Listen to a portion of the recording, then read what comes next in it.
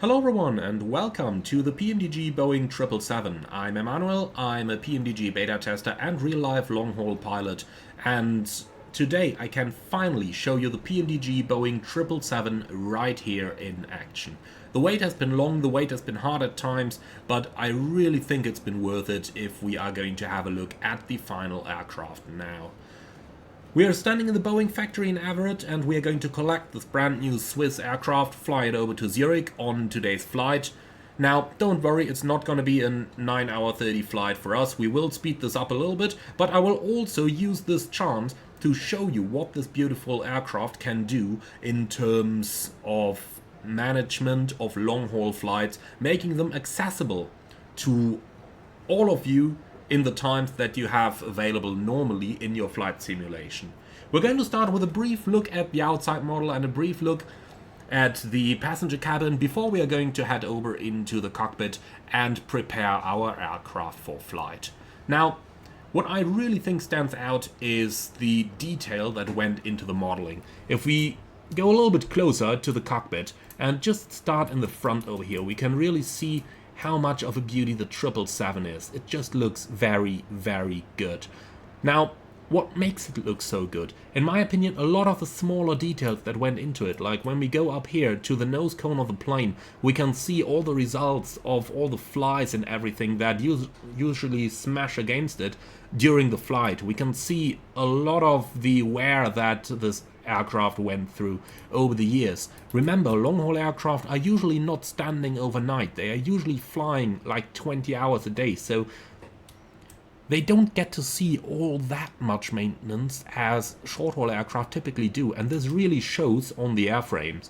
Now, talk about show on the airframe. If we go back a little bit to the main landing gear, that is really one of the really impressive things on this aircraft.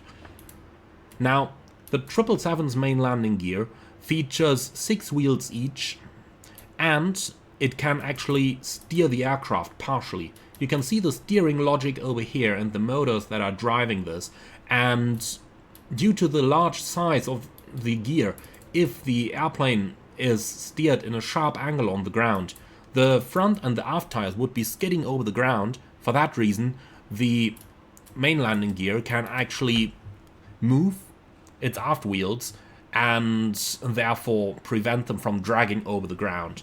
Talking about the wheels, you really want to pay close attention to these on your walkarounds, as they can and do wear down based on realistic specifications and on your landings. So if you really bang that airplane onto the ground, you might want to check your tires before you go for the next flight.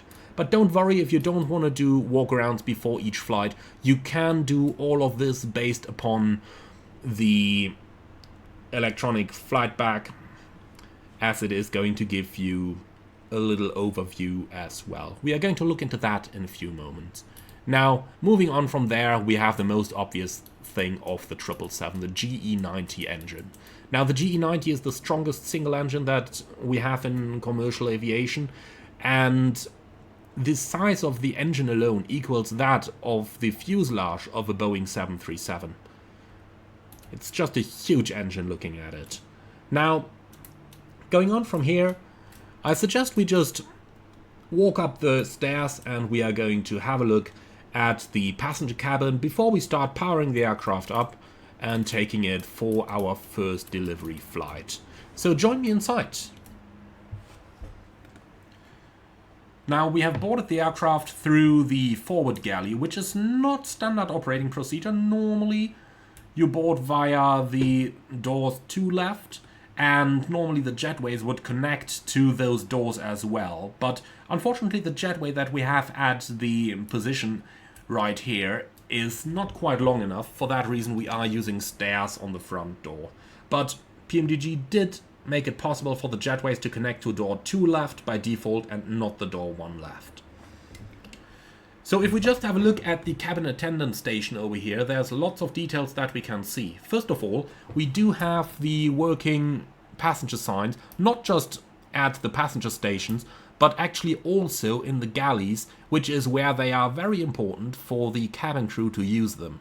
Also, the doors can be armed and disarmed, and this is seen by the indicators moving on top of the indications that we have in the cockpit. And last but not least, a little look into the galley before we start looking at the passenger seats. You will notice that the galleys are very clean over here, and that is actually an intentional design choice so that painters can make them dirty as they want, and that we can also have clean versions as we'd like them to be. So let's have a look at the cabin classes then. We start with the business class, and we actually have two business class cabins in this aircraft. So we have the business class in the front, and then moving one row back, we also have another business class cabin over here. Overall, some beautiful modeling went into these seats with all their details, and even the windows and all the details over here. Like, do you remember that tiny hole that you see on many aircraft? Well, that equalizes the pressure between the little plastic cover that you have in the passenger side and between the actual glass that you have on the outside that takes all the pressure loads. In my opinion, really beautiful modeling of the entire cover and of the walls over here as well. And if you just sit here looking out to the engine in flight, you can really forget that you're sitting in a virtual aircraft here. Now, the only thing that constantly annoys me is that I'm calling for a flight attendant, but nobody brings me a drink. Now, going backwards from here, we have the premium economy cabin, and the premium economy features some much improved comfort, and also things like increased IFE screens, more seat space, you've got a footrest down here on the seats, you have cup holders, or rather bottle holders over here. And if we now go back into the economy cabin, you will see that a lot of detail actually went into it. For example, the PMDG 777 features different seats in the front rows compared to the aft rows, because remember, in the front you don't have a table in front of you, so you got to pull it out of the coverings that you have on the side. Similarly, for the flight entertainment, you can fold that out of the structures in between the seats over here, just like you've got your power outlets located down here so that you can charge your devices. While if you just go back a row, you will see the standard economy layout, where you've got, of course, smaller IFE screens than you have in the premium economy class, but you do have USB outlets over here and all that good stuff that you would expect on a typical long-haul airliner. In my opinion, a really beautiful model that we see over here, and once again, just imagine sitting here for like 17 hours watching that beautiful engine out there in action. Now, going back towards the front then, something that you will just notice is that the aft rows of the cabin seats over here do not have screens and stuff like that, or don't have nets down here, also something that other developers often tend to neglect. Overall, this is a passenger cabin that really sees a great lot of detail, and all I can say is that I'm really happy with how the passenger cabin looks in the 777. Now, what's worth mentioning as well is that despite all this amount of detail that went into the cabin, I still get very good frame rate with this aircraft, similar to the PMDG Boeing 737. Now let's enter the flight deck. First thing you will notice is the cockpit door does open in this aircraft, and we can of course close it behind us as well. Now, since we are going to do a ferry flight today, obviously we can just keep it open. The flight deck itself is a beautiful model with lots of animations, like you've got the armrests modeled over here. You can open the sunshade holder and you will find your sunshades located down here, but there is a shortcut if you want to model them, or if you want them in the front windows, you can just click that click spot over here and you'll get the sunshades placed in the windows. The sunshades on the sides are also modeled with the associated sound over here, and of course the ones in the back are as well. So lots of nice animations there. The flight bags are standing down here as well. And well, I tend to say, let's take a seat and go ahead and power up the aircraft. Now, this is not going to be a tutorial here. This is going to be a showcase of the aircraft. I will have a detailed tutorial coming up on the 777 very soon. Okay, so let's go ahead and start powering it up. When we turn on the battery, you will notice that not all that much is happening at all. That's because the 777 is a pretty intelligent airplane, and it knows that the battery cannot power the entire airplane, so it simply sheds all the load and just powers like the most important systems. In order to actually power the airplane up, let's complete the safety inspection. So the central electric pumps off, demand pumps off, wipers off, landing gear lever down, and the alternate flap selector is off. With that checked, we can turn on the external power. And this really brings the airplane to life. The 777 has a pretty long boot up process, so it is going to take a while until our screens come alive. But we can use a little bit of that time to have a look into the Universal Flight Tablet and see what changed in here. So the first thing you will notice is that we now have the ground operations icon, and if we go over here, then we can do things like controlling the doors, we can control the ground connections, request the jetway, we control all the service vehicles here. We also have automatic ground operation, where we can do an automatic turnaround, including real-time refueling processes.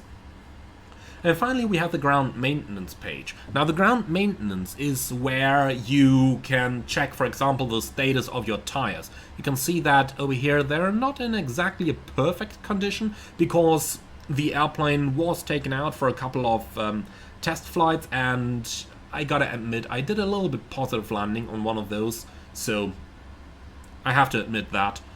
But apart from that, you can really see the different status of the aircraft. Like over here, you've got the oxygen system, you've got the hydraulic quantities, the engine quantity, oil quantities, and stuff like that. So this is all stuff that you should check because these fluids will be saved from your previous flight. But if you don't want that, you can still turn it off in the options. Now, we're going to have a look at those options in a few moments, going over some of the remaining changes on the Universal Flight Tablet. We've got the Auto Cruise menu readily accessible up here, but we are going to deal with more details on that in flight later on. Looking at the airplane itself, you can see it's still in the boot up phase over here. This really does take some time. But looking at the airplane itself, there are lots of different configuration options available. For example, on this airplane, we don't have the analog clocks, but we have digital watches shown on the primary flight display and on the status page that we're going to have a look at in a couple moments. Now the screens are coming to life, you can see them starting to flicker, and eventually they will slowly boot up, as you can see over here. Really beautiful animation, isn't it? Okay, the speakers have also tested themselves, and oh yes, they have tested themselves. I should have warned you. Well, other options that exist in the PMDG 777, just to show you some out of many, we can choose between a more modern and a little bit more basic transponder. Like you have one including TCAS controls over here where you can select above and below modes, and we can compare that real quick. You also have the standard basic old school transponder available here as well. Now, lots of other options available. Many liveries also come correctly configured with the airline options that are fitting to them. But in general, basically, if you want to change something, chances are you can. Now, I talked about digital watches. You can nicely see them down here on the primary flight display now. And if we bring up the status page, then you can also see the digital watches, including the elapsed timer, located down here. Alright. Looking at the overhead panel, you will probably have noticed the voice recorder switch is new compared to the PMDG 777 for P3D. And not only that is new, depending on the equipment fitted to the airplane, we might, for example, also get a broadband control switch and all that lovely stuff. So if we install the 2KU antenna up here, you can see that we got the broadband comm switch located up here and lots of good stuff that is available. Now let me quickly return this to the correct Swiss configuration. Here we go. And well, that is our airplane powered up. Now, there are quite a couple of new options available as well in the electronic flightback settings page. Unfortunately, I can't open them because it would reveal my Hoppy lock-on code, but the Hoppy system is one that we are going to talk about in a few moments anyway, so we'll see that in action pretty soon.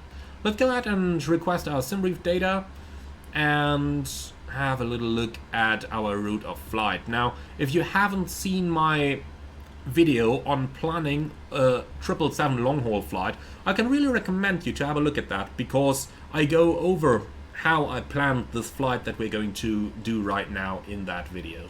Now, looking into our flight itself, let's go ahead and scroll down to the weather information so that we can make a decision on how much fuel we want to take today. Gotta find that real quick in here.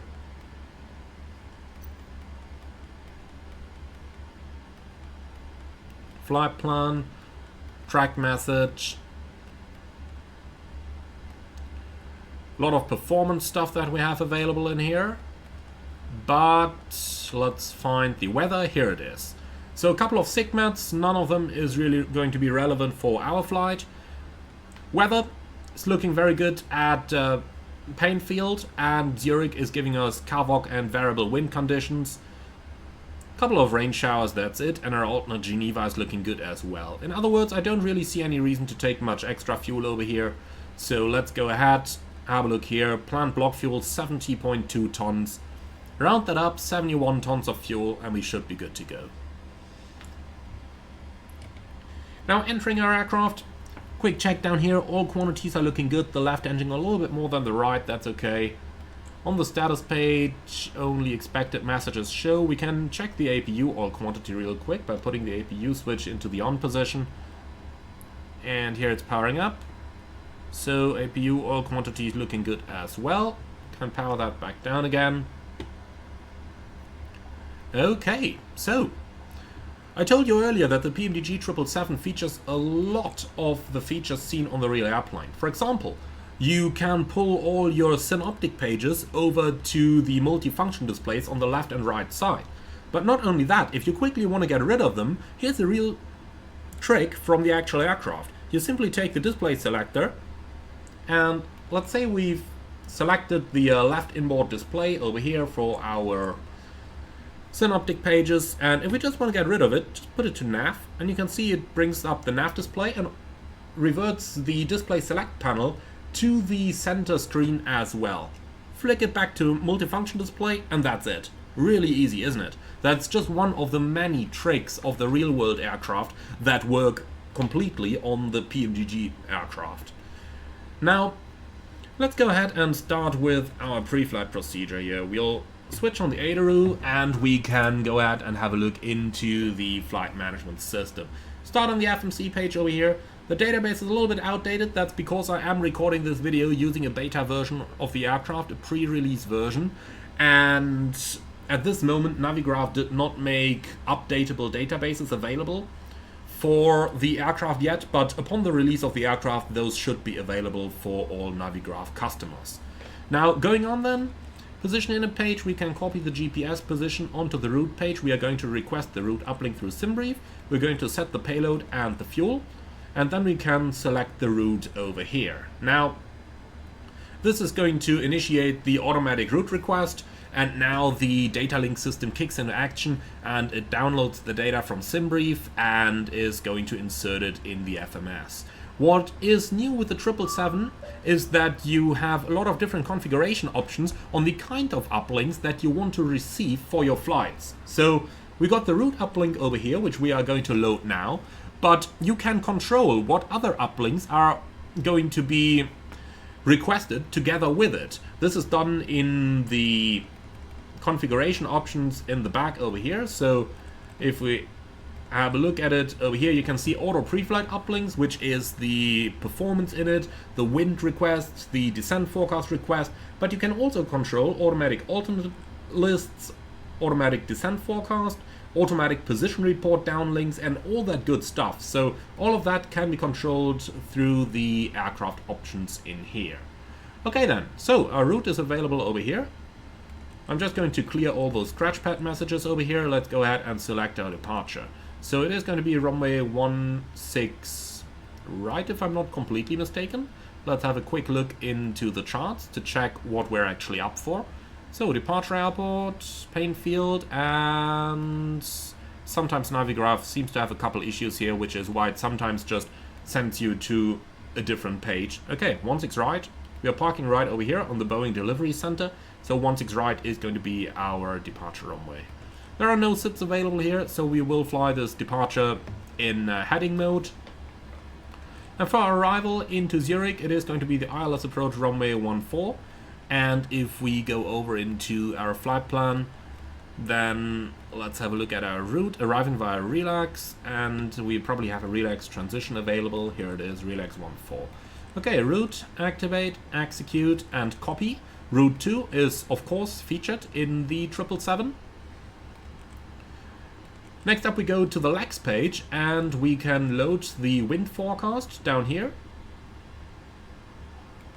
Okay, execute that, and finally FMC.com, descent uplink, load. Here we go. So now let's go to the progress page, 4,607 nautical miles. And if we compare that over here, ground distance 4,630, so that is roughly in a good range. We can definitely live with that. Don't need any nav radios. The 777 has auto-tuning on its radios anyway, so it is good airmanship to tune any backups, but the airplane would tune anything that it needs. You can see that denoted over here. Right now you have an automatic tuning to the paint field VOR, but if there was any VOR on your departure procedure, it would tune that and show that with a little P over here, so that's pretty cool. Finally, going over to the inner draft, we are going to accept our uplink over here, coming straight from SimBrief. The only thing we don't have in here yet is the 0 fuel weight. We will deal with that later when we do our takeoff performance. Last but not least, let's go to the takeoff page. We got acceleration and thrust reduction at 1500, that's good the way it is. And once we're done, we are going to keep the perf init page open on the captain's CDU, and we're going to keep the route page open on the first officer's CDU. Now, we are not quite done yet though, since we are doing a long haul flight, so we gotta check the accuracy of all the coordinates of our waypoints. So if we have a look into our route field over here, you will see we've got lots of transatlantic waypoints here, and we gotta check the accuracy of those coordinates. So the way to do this is you copy them from the legs page, then you go on inner draft, index, nav data, insert them in here. Now you can see, for example, 6880 north is 68 degrees north, 80 degrees west. And like that, we got to ensure that all the coordinates we have along our route of flight are actually giving us the exact location that we are looking for. This can be a little bit of work, but then again, we will have a lot of free time in the cruise. So, well, this is just part of a standard long-haul pilot's life.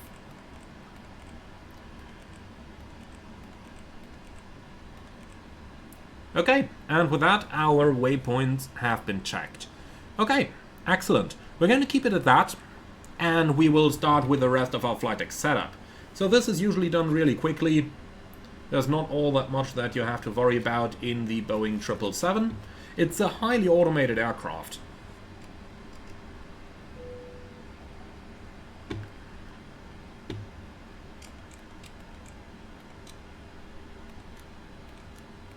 Now, electronic checklists. This is the next interesting thing.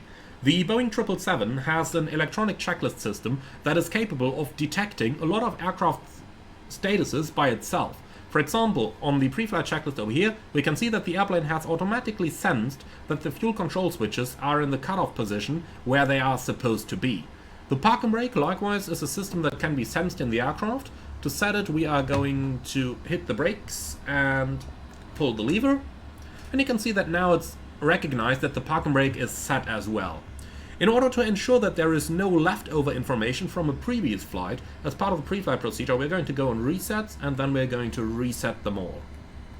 Next up, we can go to the communications page, which is where the ACARS system is located, and the CPDLC system as well. On the initial release version, the ATC and flight information pages are going to be modeled. There is going to be more post-release.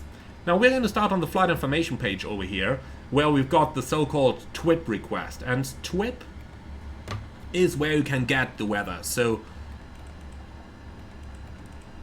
In order to make an entry over here, we're going to type it into the CDU scratchpad, and then we can paste that stuff in here. We can select whether we want just a single weather update or if we want an automatic request. We're going to go with automatic today, and as source we're going to take the PMDG server. We'll send this out, and this is going to take a little while. In order for the system to be operational, you need to be signed into the Hoppy system, by the way. A free logon is available on the internet. Okay, so our weather request is sent. It does take the server a little while to collect that data, but we are going to get it in a few moments.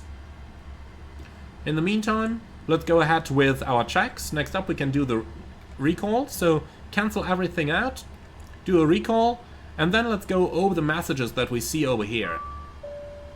Okay, here's our weather request coming in. So we've got the wind 110 at 5, 10 miles, overcast clouds in 1200 feet at the moment, 11 degrees centigrade, altimeter 3010. Now, altimeters, again, are an option that you can control in the PMDG settings. For example, right now, I have all of them linked together. So if I just make a selection up here on the control panel, you can see that the standby changes with it. Obviously, the real airplane doesn't do that, so we can go down into the options over here, simulation options, and you can select, for example, if you want a realistic IRS alignment time or a fast one or an instant one. Show thrust lever position, that one does come in pretty handy. We'll talk about the fly-by-wire trim speed in a dedicated video where we talk about how the fly-by-wire works.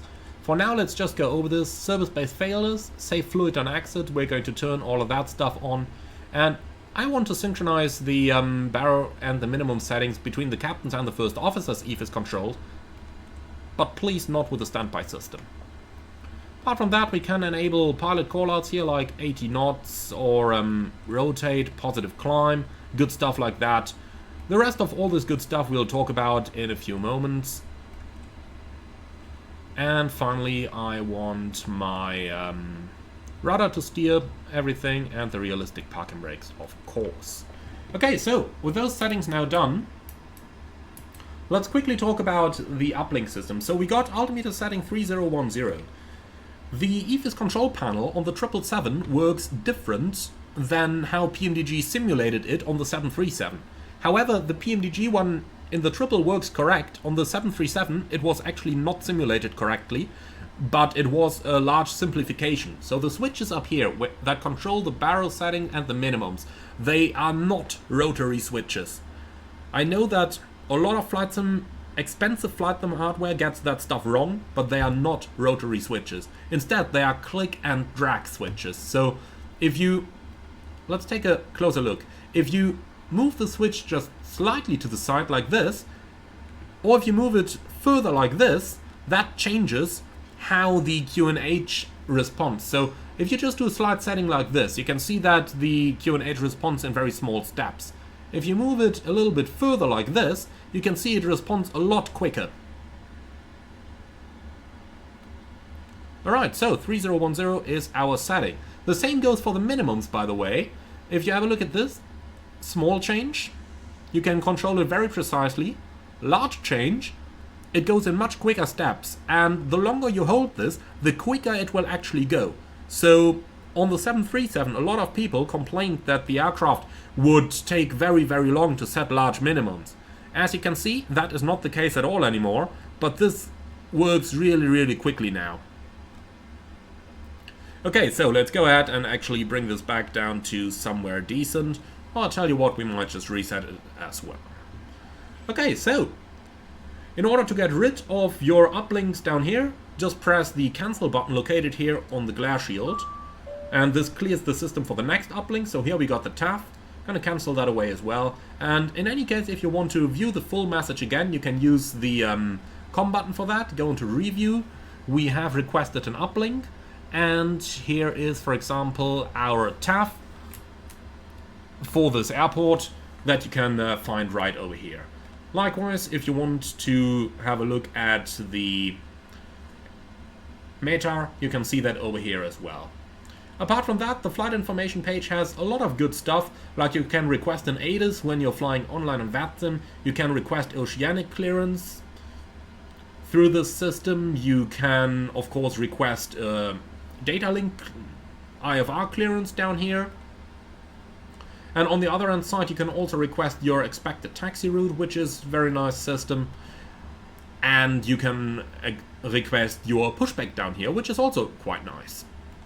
So this is what the flight information page offers. Then we also have the ATC page, which is where the CPDLC system is located. And over here you've got all the good stuff, like for example down here you do the log-on to the ATC service.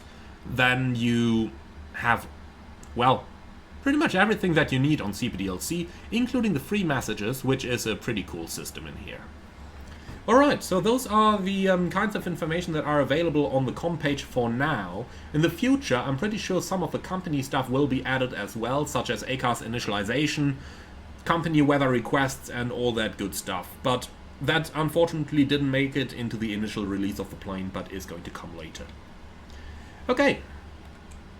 Well, let's get rid of that and that. We're going to set up the nav display of the first officer as well over here. Like that.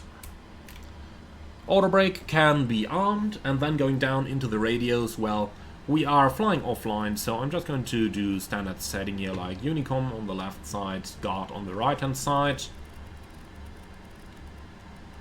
And rather important, if you want data link capabilities en route, gotta make sure that data is actually selected on one of the 3 radios as well. Alright, we're going to use the left comm system in here. Weather radar can go into turbulence mode, please.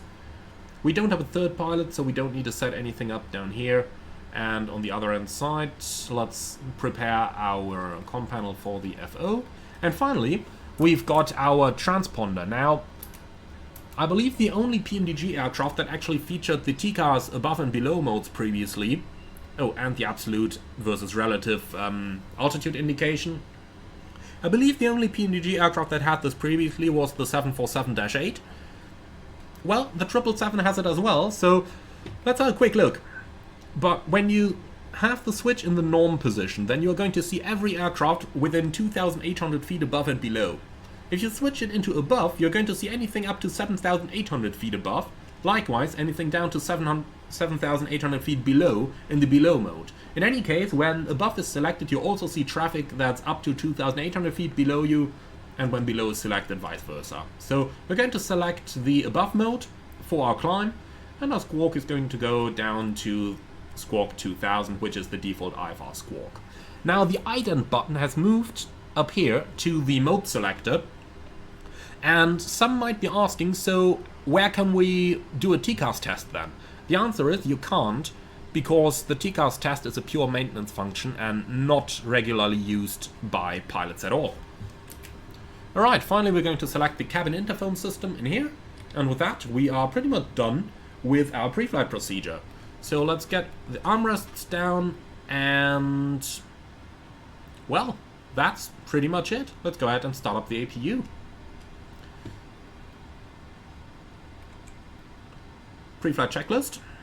Well, oxygen test. Totally forgot about that since the masks are located on the side over here. So oxygen test is quite easy. Have a look at the oxygen pressure down here. Then we are going to do the test. And we want to make sure that the pressure doesn't decrease too much and that there are no strong fluctuations while the test is done. Okay, and that's it. So, pre-flight checklist, oxygen, tested 100%, flight instruments, heading 074, altimeter 3010, reading 570. And here you go, that's why we do the checklist. Okay, set on each side. And that's the pre-flight checklist complete. Alright then. So the APU is starting. It's going to take a little while until it is available, because it is a rather large unit in here. You can see it running up down on the ICAS page. And here we go, the APU is coming. So, as soon as the APU generator is online, you will see the secondary external power going from on back to avail right now, because the APU generator has taken priority over the secondary external power. You can see bleed air is automatically introduced into the system so that we get our cooling, and we can disconnect the primary external power manually over here. And in order to get rid of all the equipment, we just go to the ground operations page, ground connections, and we're going to release the ground power unit down here. Ground services, we can release all services. And on the door management, we can go ahead and, well, there was only a single door open since the stair was released. That door is closing automatically, so all the doors are closed right now. We're going to go ahead and arm those doors. You can see that indicated over here. And depending on the option installed for the airline, you can also see it down here on the iCast Synoptic page. However, that is purely optional. You might just not get a door arming status indication at all down here as well. Now, talk about doors and door arming. If we take a moment to go back into the passenger cabin, first of all, you can really hear the difference in the sound, as the passenger cabin is a lot more quiet. But you can see that the door is actually showing armed over here as well now. Right, back up into the flight deck. I'm gonna shut down that door, and here we go. Okay then, let's go ahead and do our takeoff planning. At this point we would normally have gotten our load sheet, so we can enter the zero fuel weight. If you just click on the button, it's going to automatically enter what the current airplane weight is. And that gives me a gross weight of 239 tons. If we compare that with our flight plan, 238.8 is what's been planned, so that's actually quite good. Right, going on to the performance tool then. Departing Everett on the runway 16 right. Runway condition is dry, runway length is okay. We're going to keep the flap setting and all that good stuff at the optimum. Just import from aircraft, that imports the weight and the CG, import the weather, hit calculate, and here we go. So we are going to do takeoff D-rate number 2 with 44 degrees assumed temperature. So takeoff 2, 44 degrees, 87.6, and that's 87.6% N1. Takeoff page, flaps 5 is the default flap setting for the 777. And we can automatically insert the CG down here. So takeoff speed is supposed to be 154, 157, 161, and those are all within 1 knot, so we can accept the speeds from the reference on the FMS. Finally, quick look down at the legs page, but since we don't have a SID over here, since it's going to be a radar vector departure, nothing to worry about down here. Okay, and that is all our performance complete. So, takeoff page left side, legs page right side. Unless you're flying from the right, then it's going to be takeoff page on the right side and legs on the left. Okay. So with that completed, let's go ahead and do our final pre-flight procedure. Runway heading is going to be 160. Takes a short while to dial that in, but here we go. And initially we are just going to climb up to 5,000. Alright. Hydraulics. Make sure to pressurize the right one first. Fault light is gone. Fuel pumps, turn them on. If the fuel in center shows, like it does right over here, then we're also going to turn on the center tank pumps. Don't turn the beacon on just yet. That is going to come later. Alright, and finally, transponder coming on as well. Okay, before start checklist. You can see that we've got 2 ICAS messages remaining here, and the demand pumps are actually automatically load chat because they're not needed right now. And for that reason, they're not operating, therefore you get the ICAS message. Can cancel that away, do a recall, verify that anything shown over here is actually meant to be shown, and then we can do the before start checklist down to the beacon, which is flight deck door, closed and locked. MCP, V2 161, heading 164, altitude 5000. Takeoff speeds, V1 154, VR 157, V2 161. CDU pre-flight, complete. Trim, look at that, completely forgot about that. So let's go ahead and trim it now. The indicator is located down here and runs in steps of 0.25. So it does take a little while, but if you're wondering why it's not running smooth, then that's accurate to the real airplane. Okay, taxi and takeoff briefing. We'll assume that completed. Standing by for the beacon. And you can see the airplane is automatically capable of detecting the status of the beacon and the passenger signs. For that reason, we don't get the checklist completed indication down there yet. Alright, let's use the, well, automatic pushback capability. Used to be there for the beta, but it's actually getting removed from the airplane right now. That's probably the reason why I still have that option down there. What we are going to do is we are going to use GSX for our pushback. So prepare for pushback and departure, please. Handling by, well, give me Menzies, whatever. And this is just going to take a little while now. And well, since we just got a couple minutes extra, why not just do a departure briefing? So I don't really see any threats for this one. For the route check, we are going from Everett to Zurich Swiss 777-1, and our route distance is 4,602 versus 4,630. It's going to be left sea takeoff, runway 16 right, flaps 5, noise abatement procedure number 2, accelerating at 1,500 feet above the ground. Now, we don't have any specials on this one. Engine out, straight out 25 miles. In case of emergencies above 80 knots, we will only reject for fire warning, engine failure, or any ICAS messages, or a predictive wind shear warning. If we reject, thrust levers idle, maximum reverse thrust, make sure the auto brake is operating on RTO. If you see the auto brake memo, please do call it out. And if I forget to extend the speed brakes, please do call that out as well. Now, from V1, no actions below 400 feet except to cancel any warnings and raise the landing gear with a positive rate. 400 feet, verify heading select and carry out the memory items as applicable. And at 400, we can start with the... well, actually, you can see that I'm haven't done the 777 briefing too often. So at 400, heading select, memory items. We're going to climb up to the acceleration altitude. VNAV is going to do that stuff automatically for us. And, well, once we have our flaps retracted, we're going to run the checklist. Climb to minimum safe altitude. 3,000 is going to keep us safe around. And finally, if we have completed the checklists, we're going to run our decision making. Of course, coming back to Everett is a good option since the Boeing factory is located right over here and they can fix the airplane.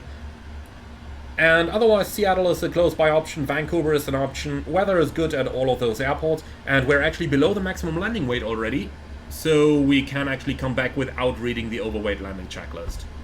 Well, and that is pretty much all there is to it. Any questions? No? Excellent. Alright then. Ground from cockpit? Go ahead. So please confirm ground checks complete, doors and hatches closed, and the airplane is ready for push.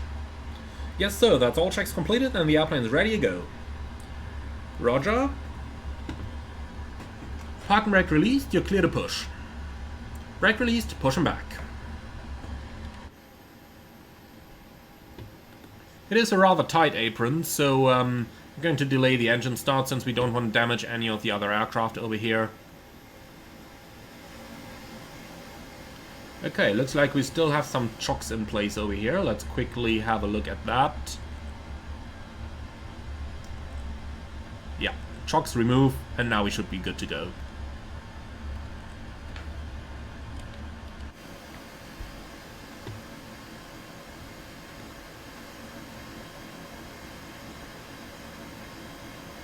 And here we go. A small word on GSX pushbacks. You may see the airplane is moving a little bit up and down. Now, that stuff, all this moving over here, that happens if GSX doesn't do customization for the aircraft. Now, since I'm using a pre-release version, GSX doesn't have that yet. But once the airplane is released, be sure to update yours and then it should work right out of the box. This is just a little thing that you have with pre-release betas that happens with GSX. Don't worry about that.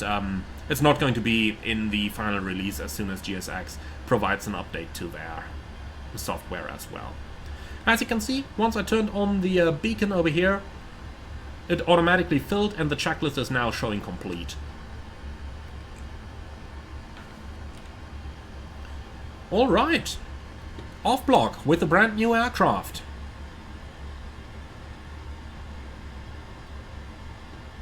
Nice to see all those 787s over here on the factory as well. Actually got a 777X up there as well. It's beautiful. I really can't wait for a 777X.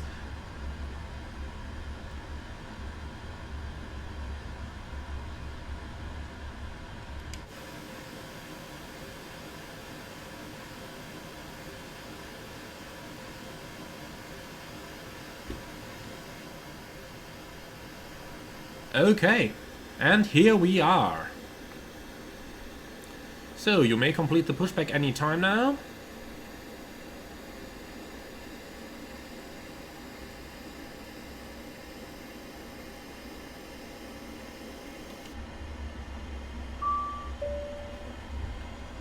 Ding dong. Okay, METAR unavailable. Well, that's because we still had the automatic uplinks. Let's go ahead and terminate those. Okay, push complete, set brakes. Brake set. So, TWIP request. KPAE. And you can see when I now select automatic update, I can terminate that down here. Send that, and now the automatic uplinks are terminated. Okay then, ready to start the engines. Let's go ahead and start the right-hand engine. Fully automated engine start. You do turn on the fuel that early. That is standard operating procedure.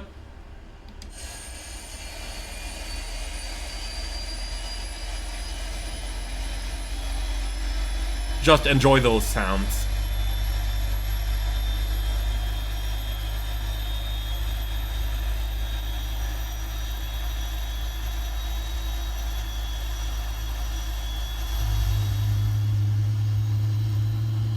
Fuel is injected.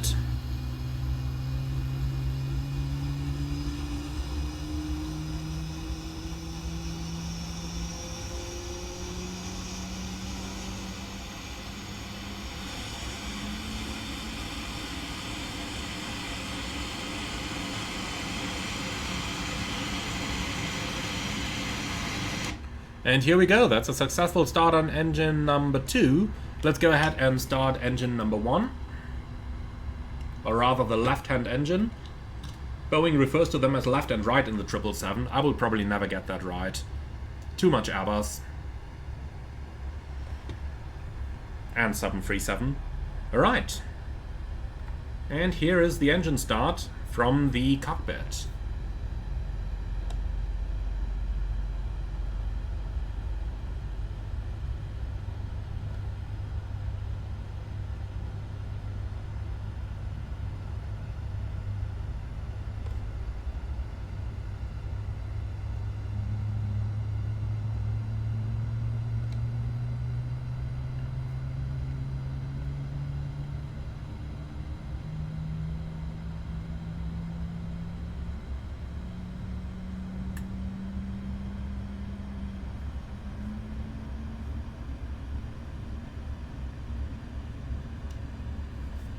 Okay then, 2 good starts. GSX is clear to disconnect. Unfortunately, we have to do it this way over here, so interrupt the pushback. Yes. This sometimes can do some damage to the tires. As mentioned, GSX needs an update when the airplane is out to make it fully compatible. Alright, so after start procedures.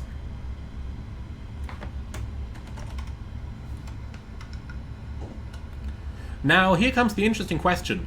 Do you use the flight control synoptic display for the flight control track or not? The answer is, some airlines use it, others don't. The background is that if you use it, it becomes very easy to rely on the indications. But what you really want to check is that the controls move freely and smoothly and that they go back to the neutral position when commanded. So for that reason, we are going to do the check without the flight control synoptic page.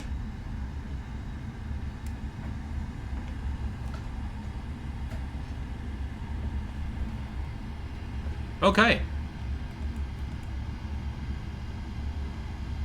So, hydraulic pressure demand pump C2. Well, that looks to be working to me. But okay, let's go for the checklist. You can see that the plane is sensing that something is wrong with the pump, and for that reason it automatically opens the associated non-normal checklist. So let's go for it. Okay, hydraulic pressure demand C2. Condition: the demand pump output pressure is low when commanded on. C2 air demand pump selector on. So that's the C2 air demand pump selector on. You can see the ECL has automatically sensed that this is working. Hydraulic pressure demand message stays shown. No, it vanished. Checklist complete. Okay, now just turn the checklist off and on again, and then it brings you to the normal checklist associated with the phase of flight. So, before taxi checklist. Anti-ice. Auto. Recall. Checked. Flight controls. Checked. Ground equipment. Clear. Before taxi checklist complete. Alright, let's clear that TCAS.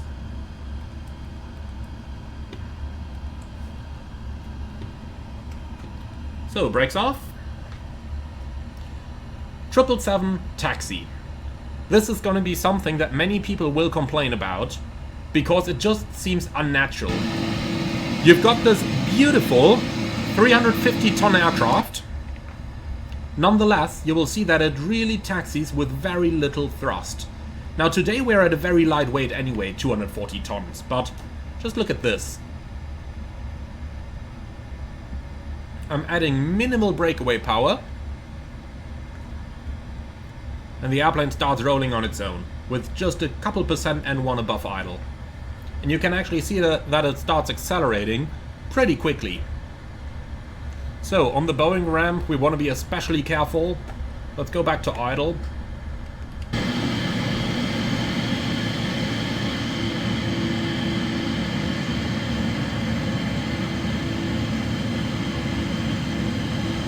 It's a huge aircraft, as you can see. Really got to be careful that we don't damage anything.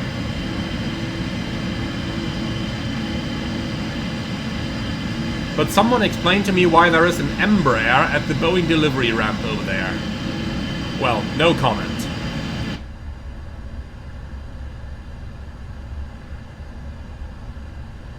Okay, we're going to get clear of the apron. Or rather, clear of the delivery ramp. And as soon as we are going to run our procedures. You can see I've already opened the electronic checklist again on the before takeoff checklist. It is showing complete already, but you just saw the cabin ready memo over there. As soon as that is received, we're going to turn on the weather and the terrain. Then we do the before takeoff checklist, which you can see is complete. Then we remove this. Now, since the ECL is no longer open, we have a good reminder that since the cabin ready memo went away after a couple seconds, we still know that this has been completed.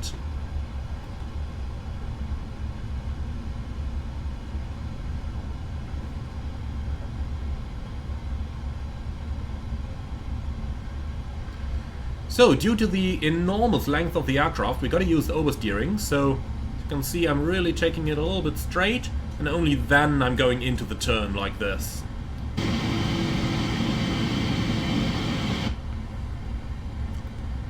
The main wheels remain on the center line, the nose wheel simply overshoots. We have to taxi it that way, there is no way around it.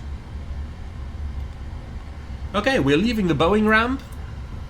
Over here, we gotta get ATC clearance, that's why you got the stop sign, but since we are flying offline today, don't need to worry too much about that.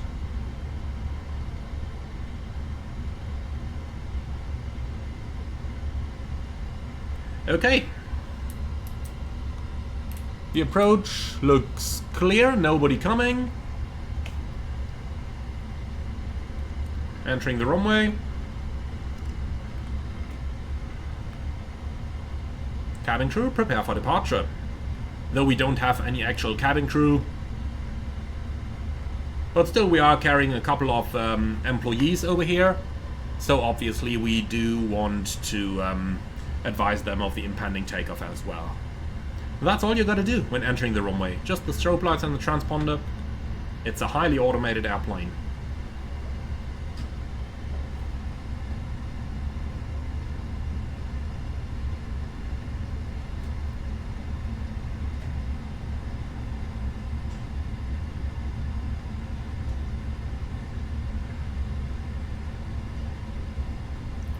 Okay, ready to go? Cleared for takeoff. Starting the timer.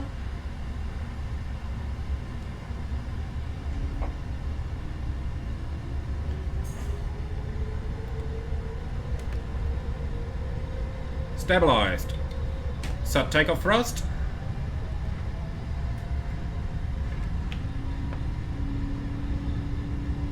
Thrust set.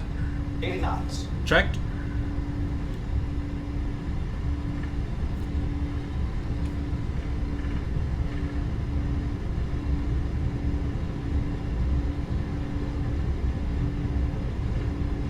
V1. Rotate.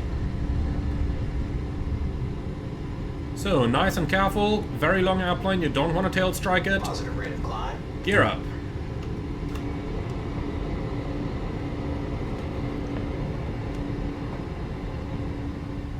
.400 feet. Select heading, select. And we are up in the air. Right, let's go straight, bypass this traffic over there. Don't want to cause a TCAS conflict straight away. Let's level off in 4,000.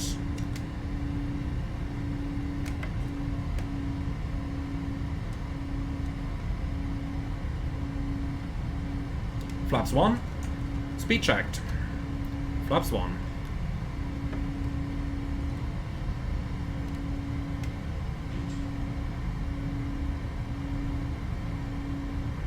Flaps up. Speed checked. Flaps up.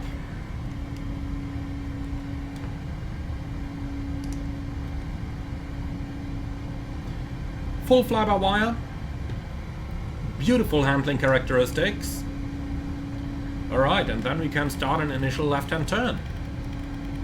Make that heading 090. Since we're now clear of the traffic, let's go ahead and continue our climb. Say 9,000 over here.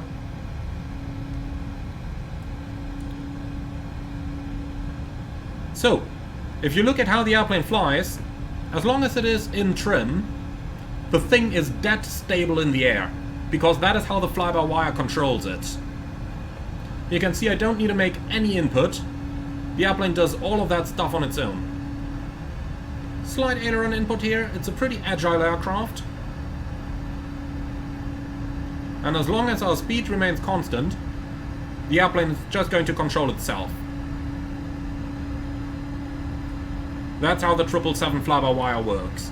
There will be a dedicated video where I go into the details of how the airplane flies, how the airplane has to be flown. But in general, it flies really, really nicely, and you don't really feel the huge weight of it. Alright, autopilot on. Let's do a further left-hand turn over here. Say 040. And since the flaps are up, we make sure the engine anti-ice is in auto. After takeoff checklist. After takeoff checklist complete. Contrary to the 737, the VNAV page doesn't show automatically after takeoff. Gotta click it yourself. Like this. And here we go. So we'll just level it off at 9,000. Because I want to show you a cool feature of the 777's autopilot system.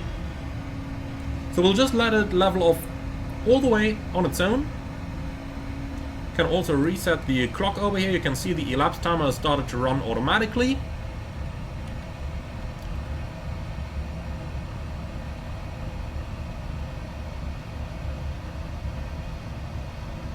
And here we are, level in 9,000. Now, if we want to make a shallow climb, let's say we're in 9,000 and ATC wants us up to 10,000. Like that. If you use VNAV for the climb, you're really going to get a huge rate of climb due to the enormous engines you have on the 777. Conventionally, that means you would use vertical speed mode. In the 777, however, you are going to use flight level change, and I'm going to show you why that is. So we're going to click on flight level change here, and unlike what a 737 would do, this airplane is not going to go to full power. Instead, it is just going to add a slight bit of power, and it is going to do a controlled climb with a controlled rate so that you don't approach the cleared altitude too quickly. The way this works, you can see it on the FMA, is you get thrust mode, and this just sets the thrust that it calculates that it would need to do the climb. And then it is going to work like a conventional level change, and based upon that thrust it is going to maintain the speed by pitching. That is why you see slight variations in the vertical speed over here. And like that, it really keeps good control of your vertical speeds when you do shallow step climbs. And you can see now in speed and alt, leveling off. Shallow climb, excellent for passenger comfort, and a great invention from Boeing. Alright, let's climb up to higher levels now. I'm gonna go up to 200 VNAV, and here we go. And in VNAV, obviously it is going to go right for the climb limit, climb 2 in our case. And passing 10,000, speed target goes up towards 320 knots.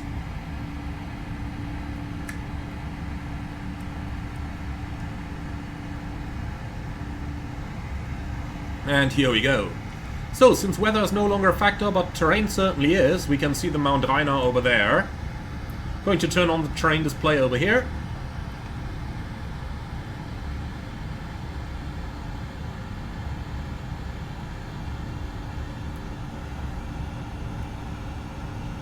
And you can see how we're getting the returns of the mountain right here on the navigation display.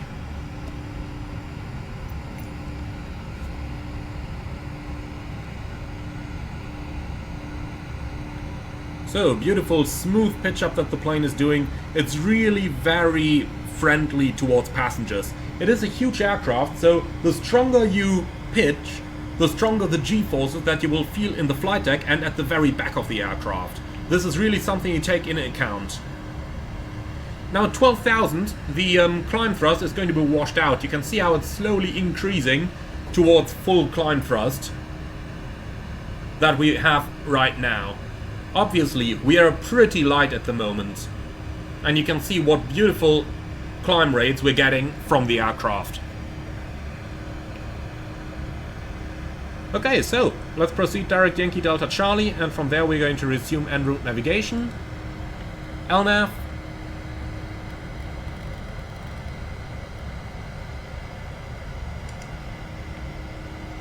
And here we go. At some point in the climb we should decide on our cruise level, so if we look at the VNAV page, over here, optimum 371, maximum 379, recommended 370. We'll talk about the recommended in a dedicated video here, but that's really something you should be aware of. And the cruise level is planned as 370 as well. In other words, 370 it is. Beautiful rate of climb, almost 4,000 feet a minute here. Very smooth handling from the autopilot. I really do like that.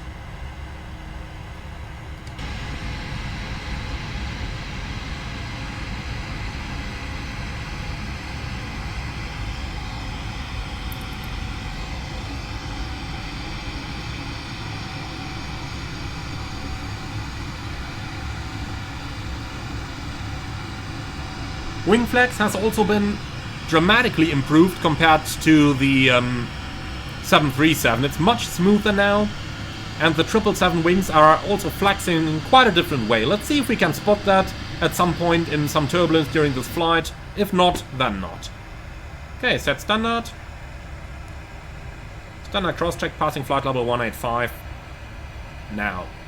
Checked. Alright then, let's go all the way up to cruising level. Set. 370 checked. And here we are, on the way towards Zurich. Just about 9.5 flight hours left. Let's see, arrival time 0751, that means we are delayed. We can live with that.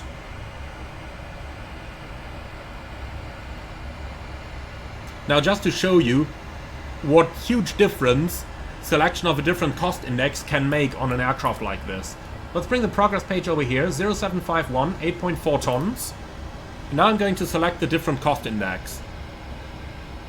Let's say we want to go for cost index 18. Now look at that. Quite a difference, isn't it? Likewise, if we go for cost index 500,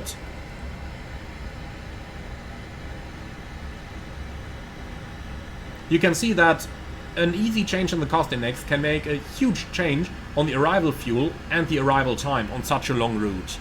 Now we'll go back towards cost index 200.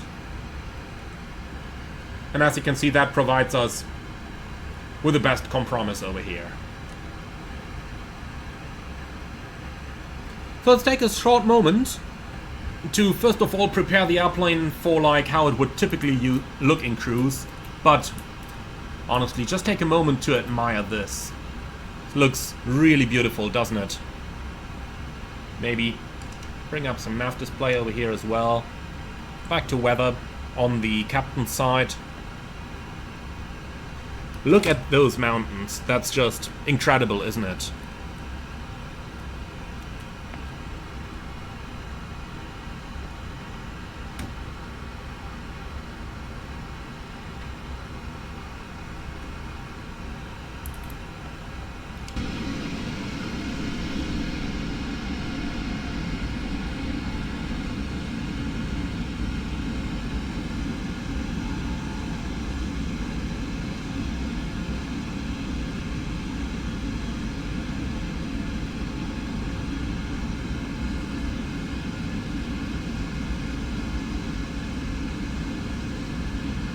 If you're watching in 4K, you can see the wings flexing a little bit right now, as we're flying through a little bit of turbulence there.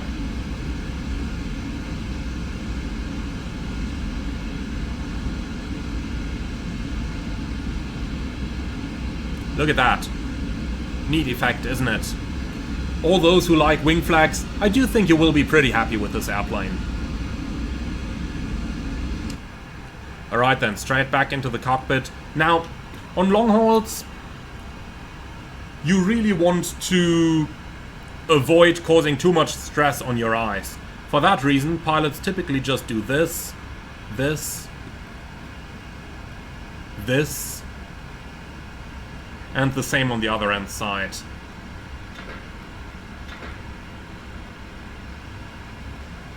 And honestly, this is usually what the flight deck looks like in flight, in an airplane like this.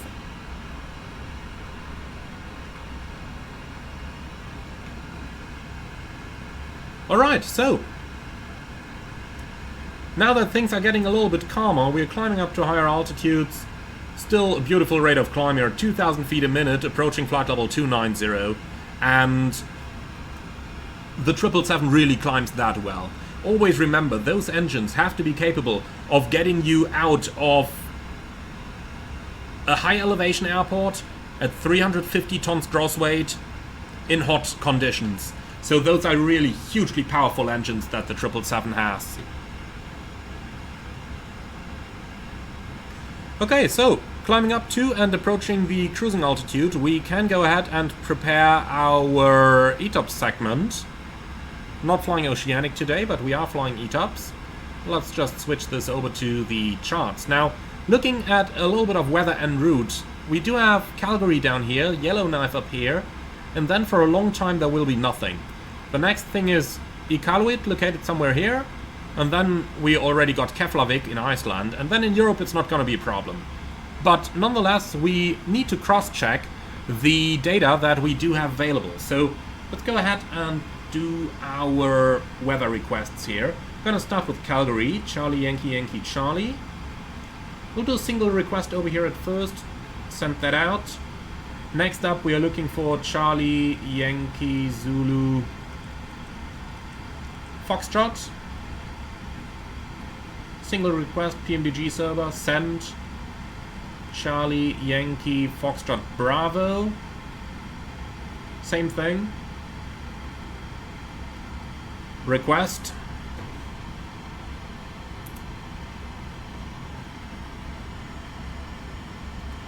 And Bravo India Kilo Foxtrot, we're going to send you as well. Okay, weather starts coming in. I will just cancel all of that stuff away here. We are going to have a look at it in a few moments.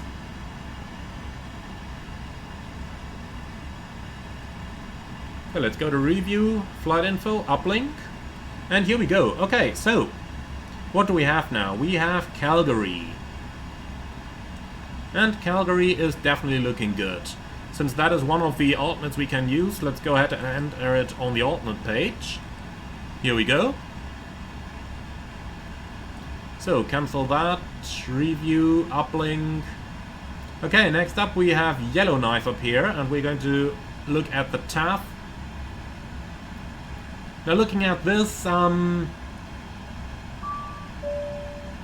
the Iceland weather comes as well, perfect. So, Zulu Fox, ETA 2315, plus a couple hours since we have, since we are going to use it for ETOPS. So let's say from, oh, it's actually 0030, not 2315, that would be Calgary. And looking down here, we're looking at about 30 past midnight.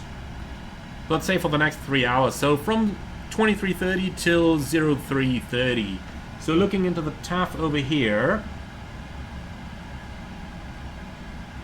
Here we go. Plus 6 miles, light rain, broken 2000, overcast 6000. Not a problem.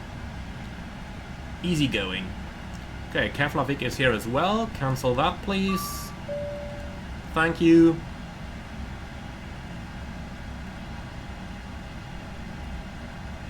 Then, next up, we have...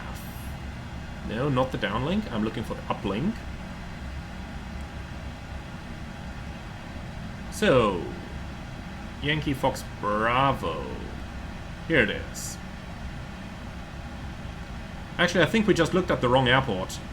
Yankee Fox Bravo is looking good.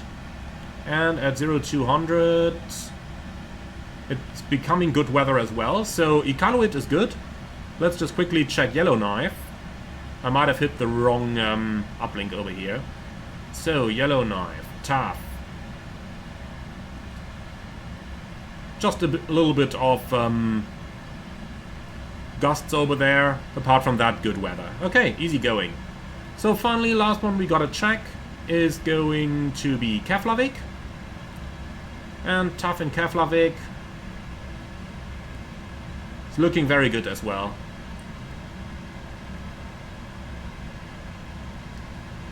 Generally, broken clouds 2000. Oh, this might affect us over there, so a little bit of rain, 3000 meters visibility, overcast 600, but shouldn't be much of a problem. So that's usable as well. In that case, Charlie Yankee Fox Bravo can already go into the alternate page. And I am going to keep the one of the spots in here free, so that the FMC will automatically show us the next suitable airport at the top.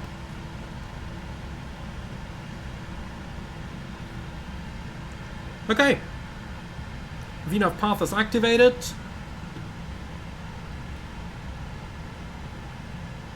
And with that, we're up in cruise.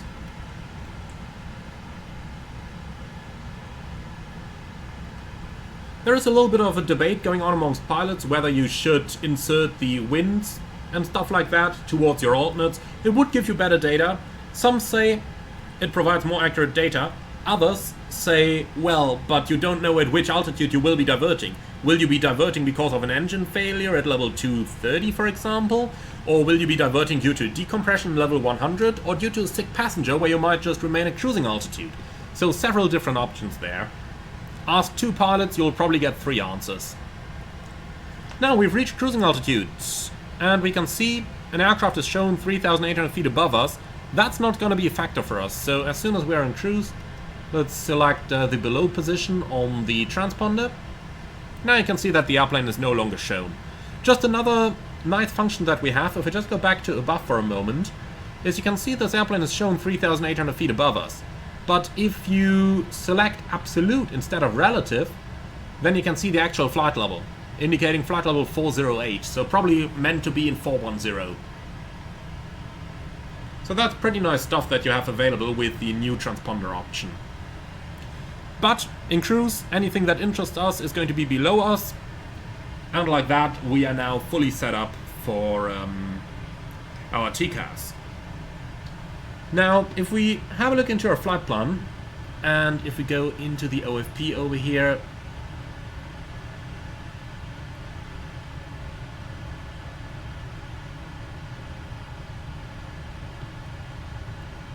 here you go, that is our general route. You can see where our ETOPS segments are coming up. So we can do a little bit of stuff to keep all of that under control. So, first of all, the range at which we enter the ETOPS area is a little bit variable, of course. SimBrief currently uses 450 nautical miles as a single engine cruise speed. That is a little bit fast for my taste. Now, all of those operators where I got data from usually use about 410 to 420 miles, so these circles should be a little bit smaller. But what we can do, go on the fix page, and we enter those airports. So we start with Calgary down here as an alternate airport. You don't need to mark all your alternates. Normally this is primarily used for ETOPS flights, but nonetheless, just for situational awareness, I find this quite nice to have. So, got Calgary up there, then we can use Yellowknife, Charlie Yankee Zulu Foxtrot. Put that up here and in a 410 nautical mile ring. And you can nicely see how they overlap over here, so that gives you always gives you an idea of where the next alternate airport actually is located in relation to your flight. Overflying Yankee Delta Charlie, we can do our first fuel check. So we've got 64.8 and the fuel used is 5.3. If we just a quick look up here. So overflying Princeton should be 19 minutes in the air. It's 20 now, so we probably overflew it at 19. 64.5 matches. We saved a tiny bit of taxi fuel since it was a pretty short taxi. Fuel used 5.3 versus 5.6. That makes sense. If we do add 5.3 plus 64.8, we do end up with around about the fuel we uplifted on the ground. And you can also see this down here on the totalizer versus the calculated.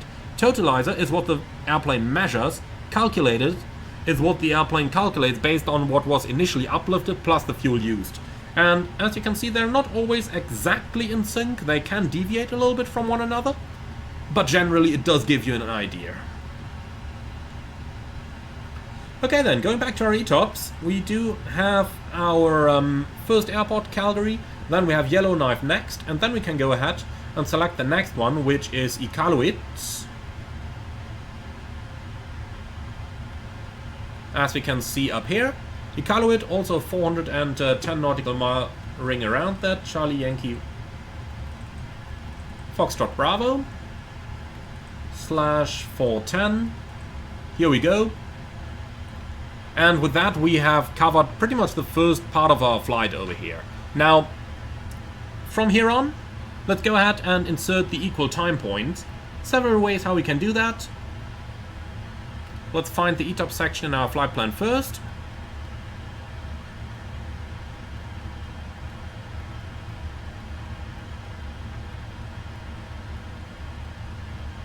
And here it is. So the first equal time point between Yellowknife and Iqaluit is going to be 3 hours and 5 minutes into the flight, and at these very coordinates here. So north 6543.1.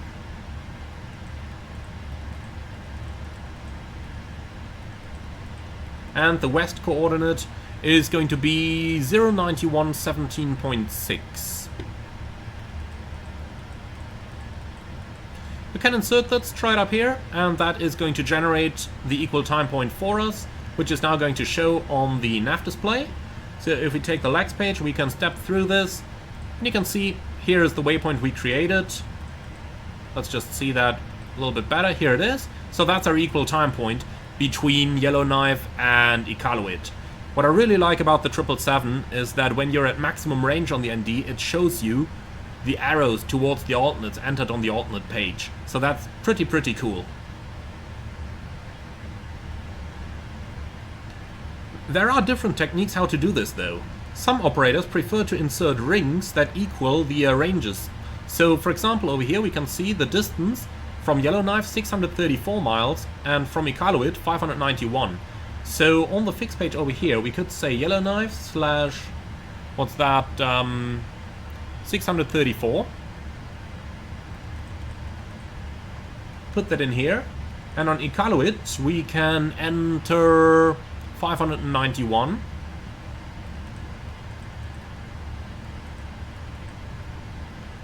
And now you can see that you actually got those rings over here as well. Both are acceptable means, but what you have to do in any case is to mark where your equal time point is located. Alright. I'm just going to erase this one. We'll use the rings on this flight because it makes the ND look a little bit more fancy. All of them are possible.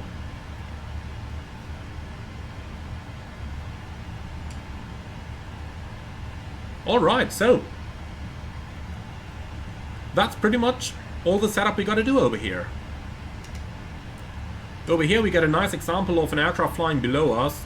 So in case we had a decompression now and needed to turn off our route, we would know that we'd probably make a left-hand turn because there's traffic below us on the right side there that we really don't want to run into. Really useful little feature there. Okay. This pretty much concludes the stuff we had to do initially here in cruise flight. So from now on it's literally just flying ahead and we can enjoy our lovely looking new aircraft. Now, what we're going to do here is we'll just take a little look into the cabin once more and enjoy the different atmosphere that we have in the cabin compared to the flight deck. So you could very nicely hear the sound change. Just listen to how the engines get a lot louder when they come through the cabin.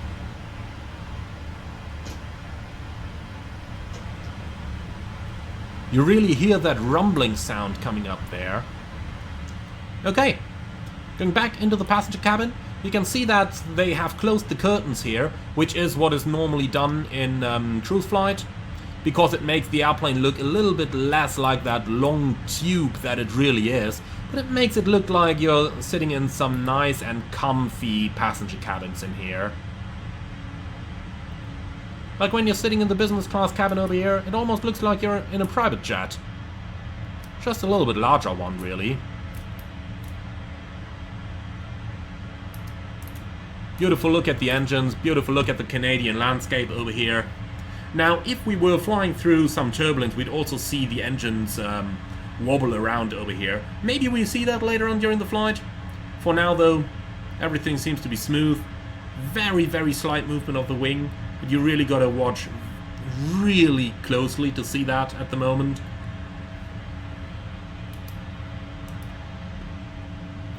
And something I really like as well is the customized IFE screens that the airplane has.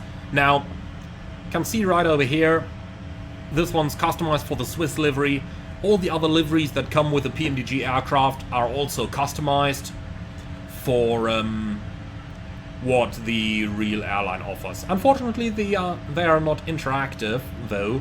I would really like if you were able to watch movies on them, but let's be honest over here, that might be a little bit overdone. Looking up at the passenger service units, you can see the no smoking sign is on, the seatbelt sign is off, just per our flight deck setting.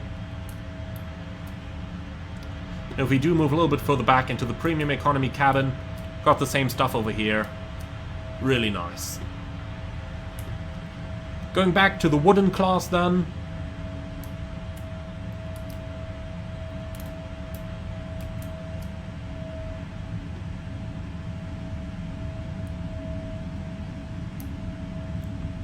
Now listen to that rumbling sound getting much stronger as we get to the aft of the engine. Listen to that. Really different sound there.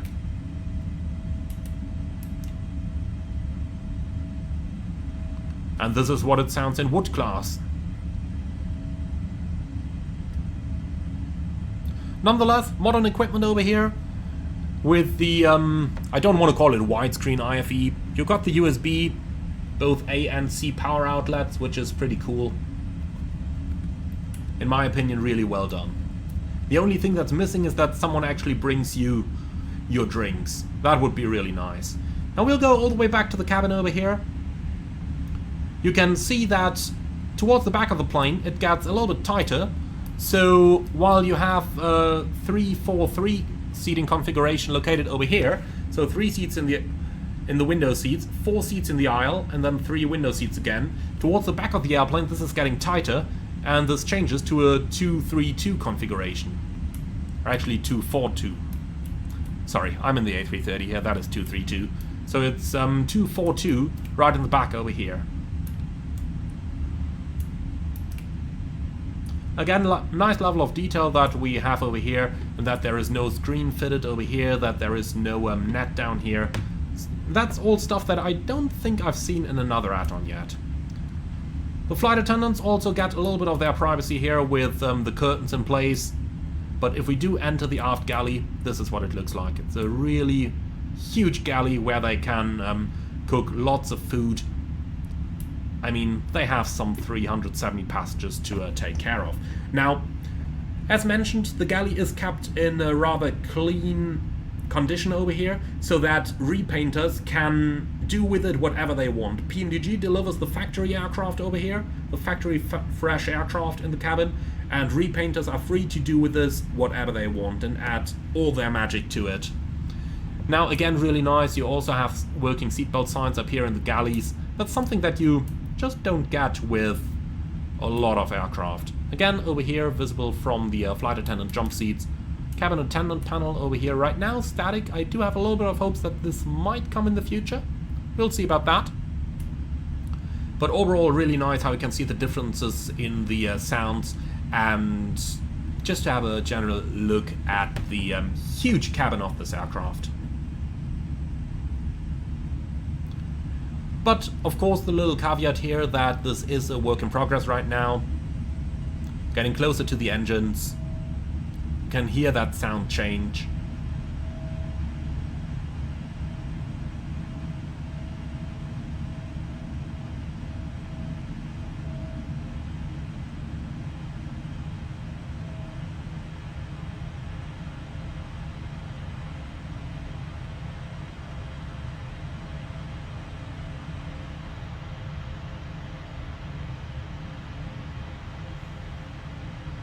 Just look at how long it takes to walk all the way through the cabin. Almost there, I promise.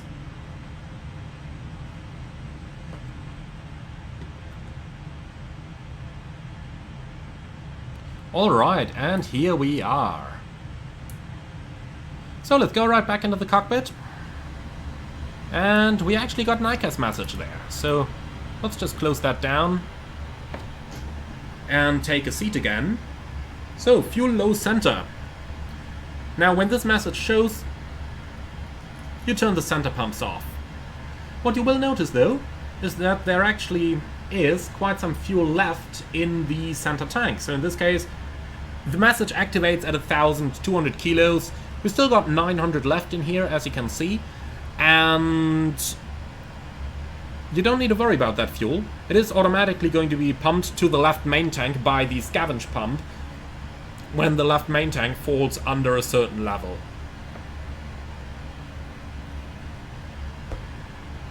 So all that stuff runs pretty much completely automatic.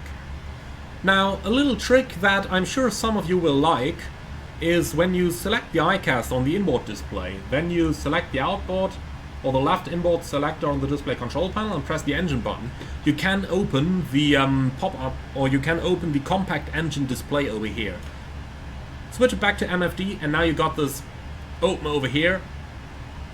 Here's a nice little feature that really some airlines use, many airlines don't, and the reason why many airlines don't use this is because when you've got the compact engine display open, the pop-up feature is disabled. So let's just get rid of that, like this. So when the compact display is not opened and anything would go wrong on any of the synoptic pages, they would automatically show up on the lower display unit. But when you've got a compact display open, then they would not. For that reason, we simply keep the things as they are over here, and we can continue our flight like that. Alright. And this is really most of the stuff that we had to do over here. Now, some pilots like to use the Route 2 feature to program a diversion. So for example, you could change the destination here to Calgary, for example, and you could prepare an arrival into Calgary along this route. You can see down here on the Route 2, you now can select the arrivals, and if we take a look at the weather that we requested for Calgary earlier on, might have to go to page 2 to find it. Nope, here it is. So, Calgary 050 at 5, so that's probably going to be runway 35 left, I believe. You could use the Route 2 to prepare stuff like this, but some people do it, some people don't.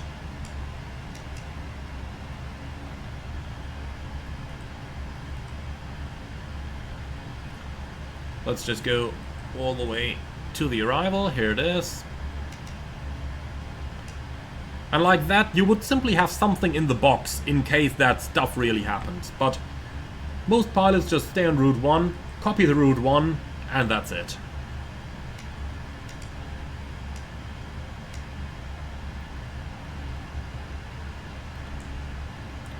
Okay then, so with all of that done, now comes the time where we can relax a little bit, and we are just going to sit back and enjoy the flight.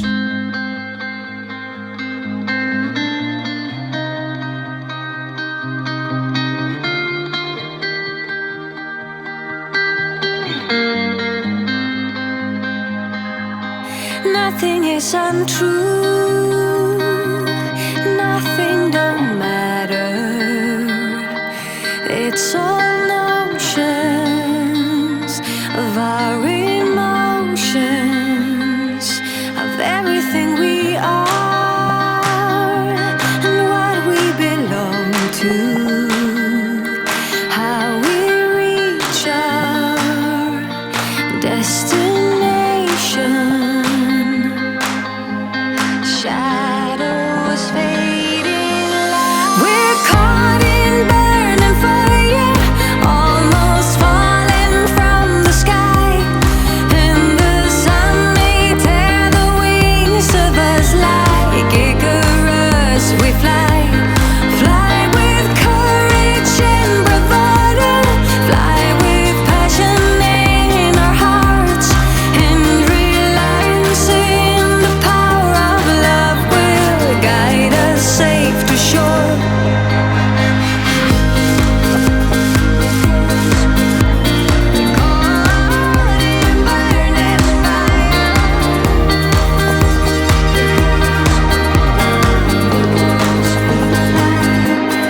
Calling you a friend, a lover, a fighter.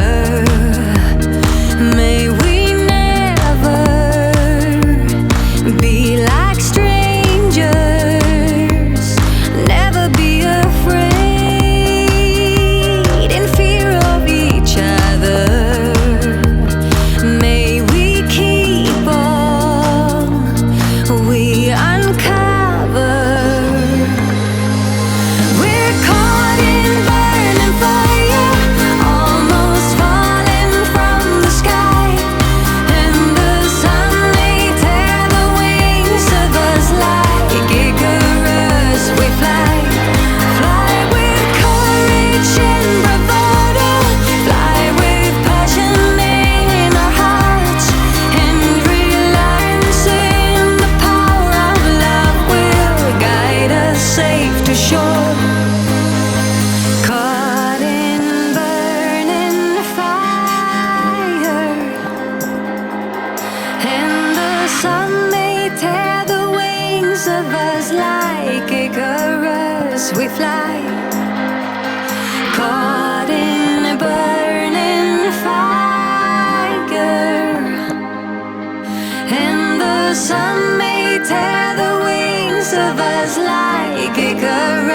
us we fly. Caught in burning fire, and the sun may tear the wings of us like Icarus we fly. We're caught in burning fire, almost falling from the sky, and the sun may tear the wings of us like Icarus we fly.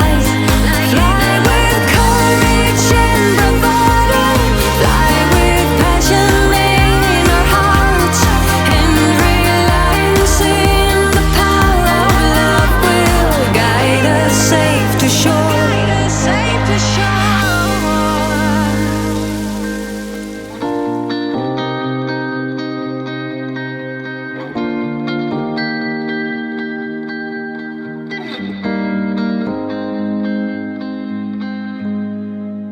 Home sweet home.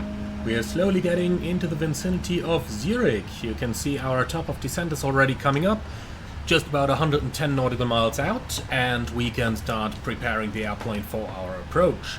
Now let's go ahead and start by requesting the weather, and we're actually not just going to request the weather a single time here, but we are going to go for the automatic update so that it updates us whenever something new becomes available prior to our landing. When that is received, we are going to start having a look at our standard procedure landing into Zurich, and here it comes already. So it is 29085, slightly variable, 27 degrees, QNH 1012.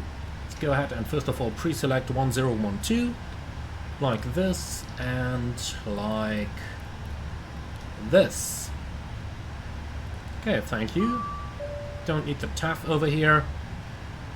So it is going to be runway 14 in use in the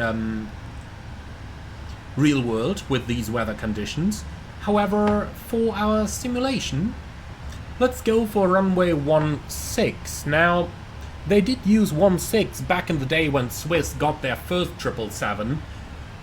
For that reason, I'm slightly going to deviate from the standard procedures here, and I am going to go for the different runway over here. Now, obviously you are absolutely right if you're about to say that, well, it's not realistic to use 16 normally, but for the purpose of recreating that original delivery flight, we are going to use that runway.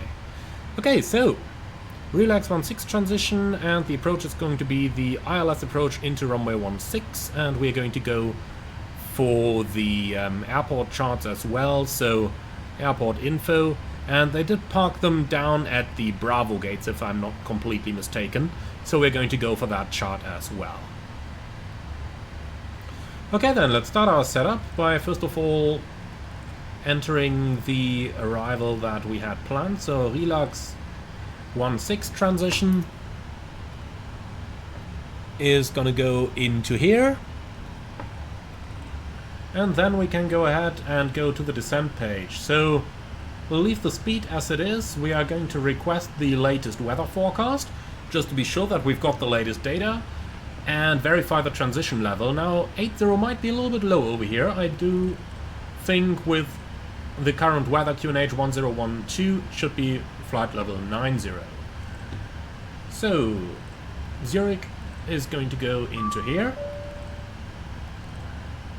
with a 25 nautical mile ring for MSA awareness, and we can uplink that weather.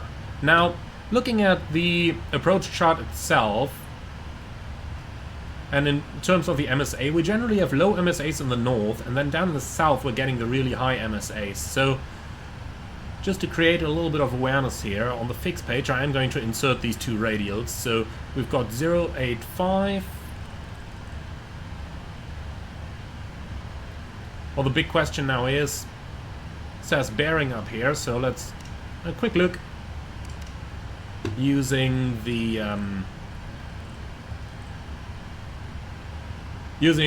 plan mode. So even though it says bearing, this is actually the radial. So If you look at the MSA over here, it says bearing 265 towards the airport, then it is radial 085 going outwards that we are drawing. And 040 opposite is 220, so you can enter that up here as well. Okay, so up here are the low MSAs, down here are the high MSAs. Something I really like about the 777 is when you enter your destination airport in the fixed page, it places it right on the threshold of the runway and not on the airport reference point. Makes it really easy to draw those rings that you want to draw. Contrary to the 737 where we always had to enter the runway waypoint. That doesn't work in the 777, you just enter the airport itself. Okay then, let's go ahead and have a look at the arrival transition.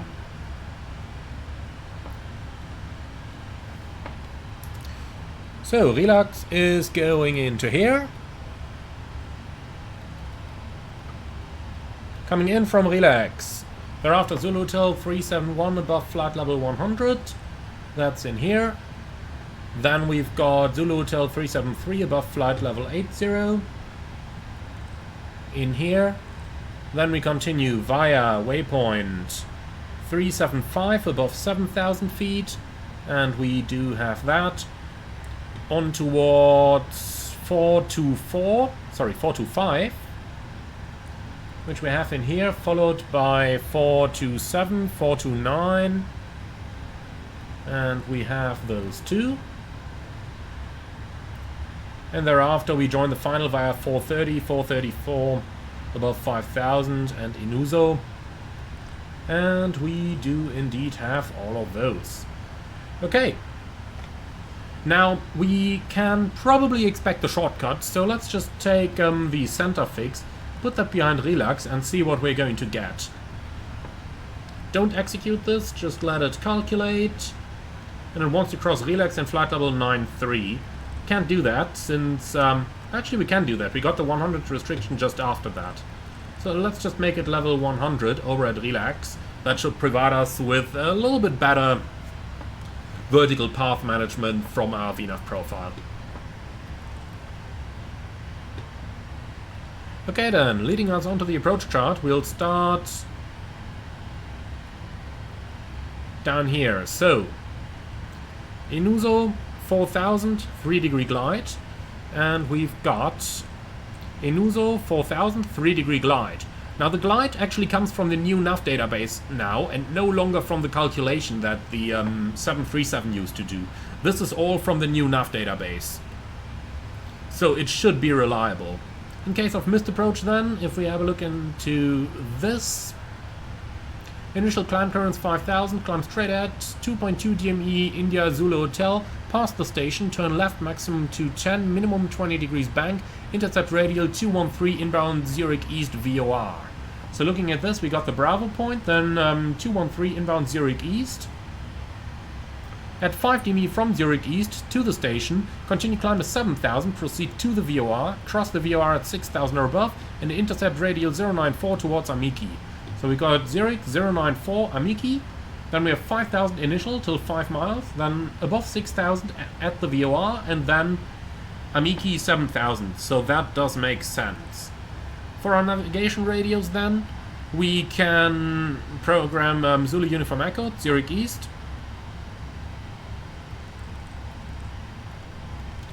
And we can put those on both sides. And it's going to be 033 inbound at first and then 094 outbound thereafter. And that basically covers our entire procedure. And as you can see, since I manually tuned the station, it now writes a little M right next to this. Frequency 110.5, course 152. Both are confirmed. Missed approach is confirmed. Okay, so that leads us down to the progress page. 6.4 is going to be our arrival fuel over here. And, well, if we take the shortcut, we might use a little bit less. Let's say 9,000 kilos arrival fuel. So we burn approximately 1 ton. That's a landing weight of 19... make that 178, and we should be good to go. Reset MCP altitude. We're going to do that in a moment. Okay. Going over here, performance tool. Landing en route Zurich, runway 16. Import aircraft details. And import the weather, calculate. Alright, easy going as you can see. So it is going to be a flat 30 landing down here. Because of the tailwind. Auto brake 3 selected, and that should make us able to vacate the runway pretty nicely over to the left. Okay, so recall is checked. We don't have any notes on the ECL. Then all we need is the minimum.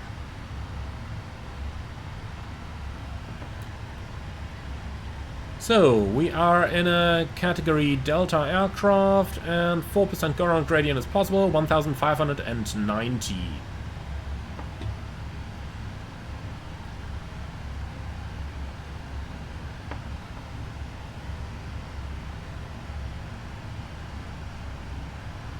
As you can see, it does take a little while to dial it in, but it is much faster than what we had in the 737. Alright, here we go, 1590. So, 3 miles to run till our top of descent. Let's go ahead and set our altitude down. We're going to start in flight level 250. Here we are. And that should hopefully cover anything that we need over here. Alright, perfect. So that's our setup complete. The VNAV path starts coming in. Looks a little bit different than it does on the 737, but this is just one example of the many details that went into the PMDG aircraft. In the 737, you would start right on path. In the 777, the path starts running in from above. One of those small things. Alright, here comes the latest weather. So, 34085, 10 kilometers, few clouds, 6500, 27 degrees, 1012. Thank you. I'm gonna cancel that away. Alright, descent checklist, please. Still says FMC message, we'll get rid of that. Okay, recall, checked, notes, checked, auto brake, level 3. London data, 030-126, minimum Sbarro 1590. Approach briefing completed, descent checklist complete.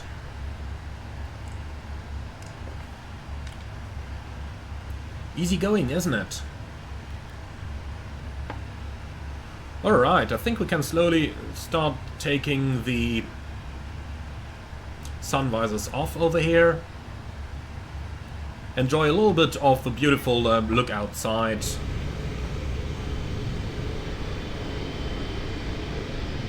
As we bring her home.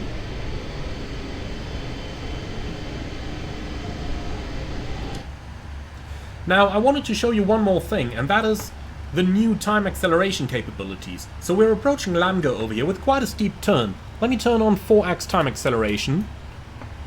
Now look at that. The plane takes the turn perfectly.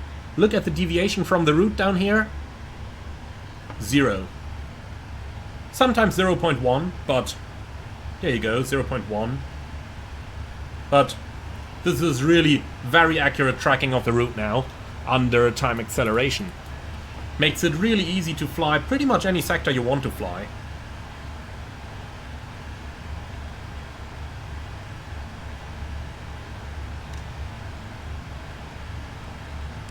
Okay then, we'll continue our descent down.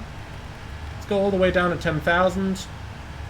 Back in VNAV path over here.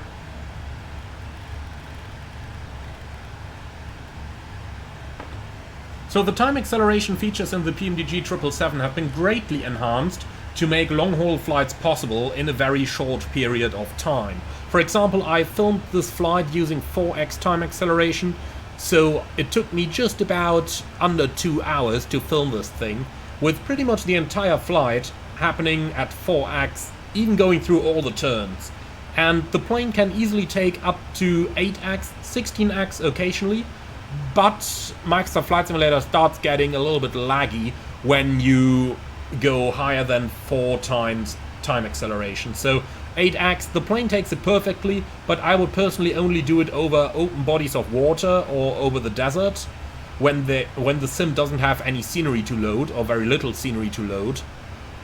Otherwise, it can get a little bit laggy. But in my experience, 4x time acceleration works perfectly and makes all those connections from Dubai to Europe possible to be flown in just about 2 hours real time, therefore making it possible for any flight similar to do typical 777 long-haul flights over the course of a single evening after you come home for work. That really makes the 777, which is a dedicated long-haul aircraft, very accessible to anybody in flight simulation, regardless of the amount of time you have available. I think that really deserves to be mentioned here.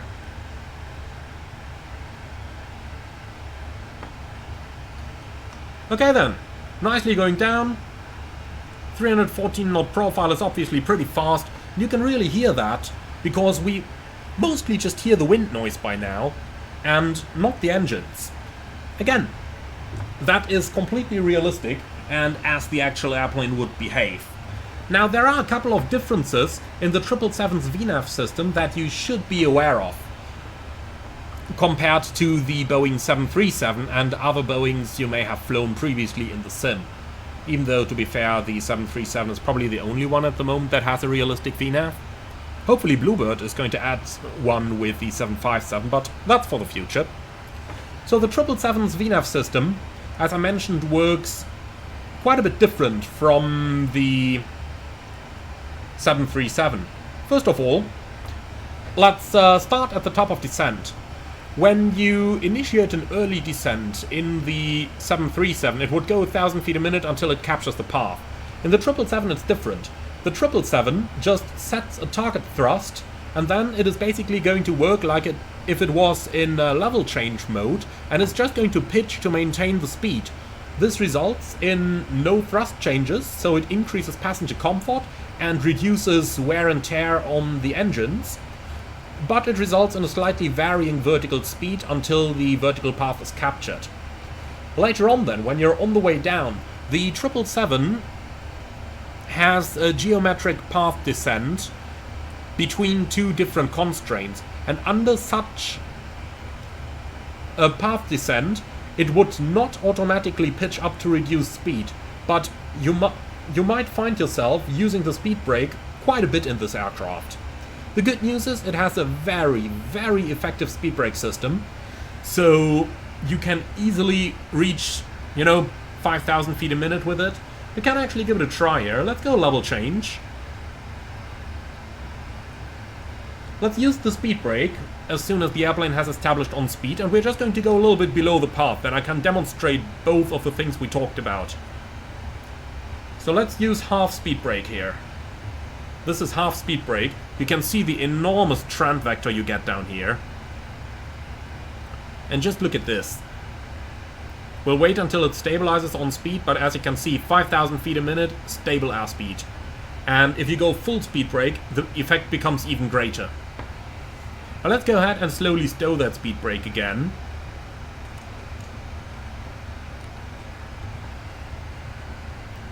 And now we're going to go to VNAV. Now you will see the plane do the following. It goes to thrust over here. Thrust means it's going to set a predetermined thrust from the FMS. And that thrust is pre-calculated to give us a rate of descent of approximately 1,000 to 1,300 feet a minute rate of descent. But as I mentioned, wind changes and basically any external influence can influence the rate of descent that the plane actually produces now. So if you look at this, it's now on hold. It's set the thrust that it determined it's going to need, and now you can see it's slowly flying itself back into the profile until now the profile is captured again and the airplane continues its descent.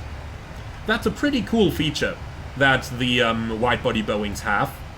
Unfortunately, the 737 doesn't have that thing, but it increases passenger comfort, and due to less variations in thrust and therefore less variations in heat in the engine, it makes flying the airplane a little bit smoother and reduces the wear and tear on the engines themselves. Another couple of modes that the 777 has that the 737 doesn't have is, first of all, you can choose between heading and track mode up here. So you can either fly it based on the heading, or you can just make it fly a track, which is pretty cool. Then obviously vertical speed is substituted by a flight path angle mode, similar to what you know from Airbuses, which is also pretty useful. You also have a heading hold button and an altitude hold button. The altitude hold pretty much does the same thing as the altitude button on the 3.7, but the heading hold just maintains the current heading. Like if I press this now, it goes to heading hold, and it will maintain whatever we have right now. Alright, back to LNAV. I would say since there is basically no traffic over here, we are just going to take a shortcut. Proceed direct to the center fix. Here we go. Execute. We should probably end up a tiny bit above the profile. Yep, we do. But overall, easy going. Okay then, let's go down 4000. Set QNH. QNH 1012 cross-check, passing 10,100 now. Checked. Right, let's just bring it to level change here to get the speed back. Passing 10,000. Lights are coming on. Approach checklist, please. Altimeters. QNH 1012. Approach checklist complete.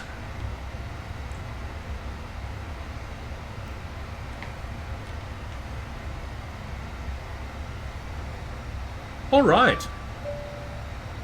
Cabin ready, excellent.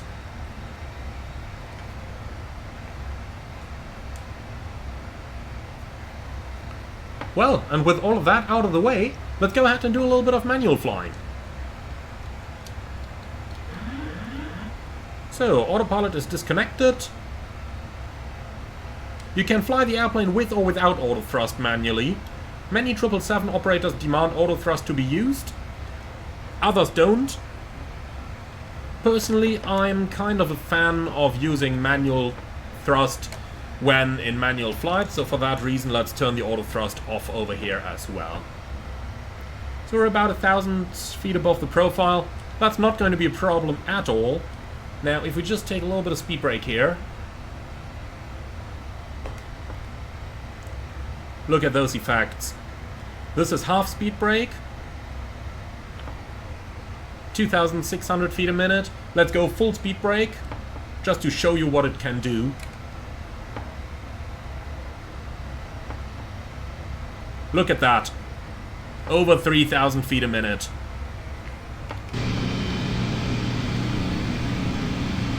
But if you look at this and compare it with the size of a door, for example, those are really huge speed brakes you have on your wings over there.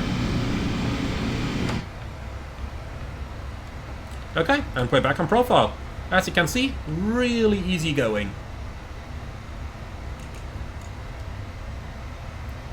Now the 777's fly-by-wire system still needs us to trim the aircraft, but it automatically trims for any changes in thrust, speed brake, flaps or landing gear. So basically, you only need to trim the aircraft if you want to change the speed that you want to fly. That's about really as easy as it gets. That's the Boeing C*U fly-by-wire logic. So you can see right now, on speed, on profile, I don't need to do anything on the control column, the plane is simply going straight. I could even go to the outside.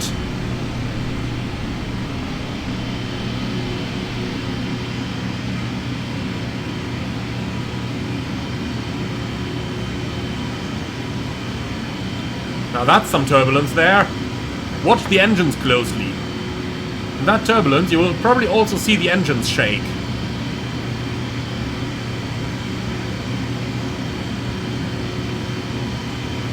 Let's go inside. You can see, except for a very slight turn, the airplane is still on profile. We didn't need to do anything.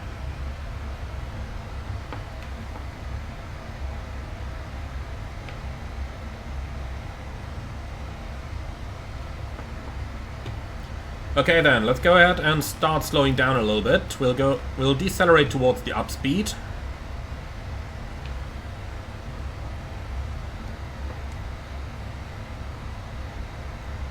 A little bit of turbulence here, probably coming from the wind going over the hills that we have on the right side there.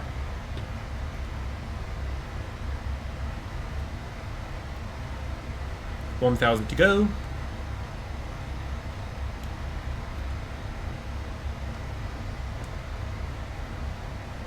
Okay, the ILS India Zulu Hotel is identified. Approach mode armed.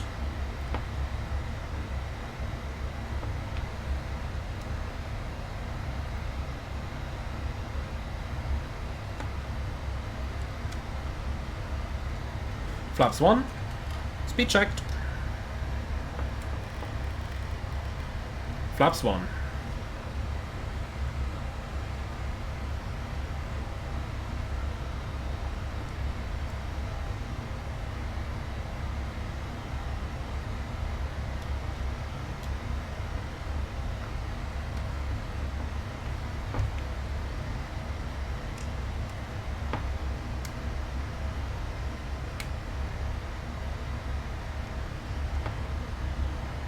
So the glide slope is coming alive over there.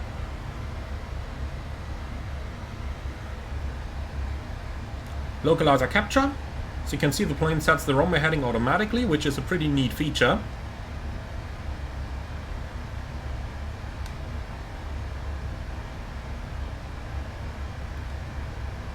Okay, flaps 5. Glide slope capture. Go around altitude 5,000 set. 2,500. Checked.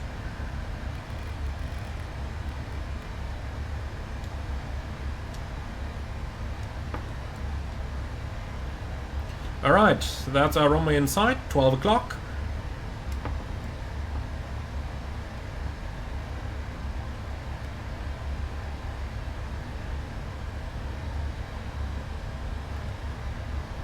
Some pretty strong gusts over here. Speed is staying rather constant. Let's go flaps 15, that usually helps the plane losing a little bit of speed.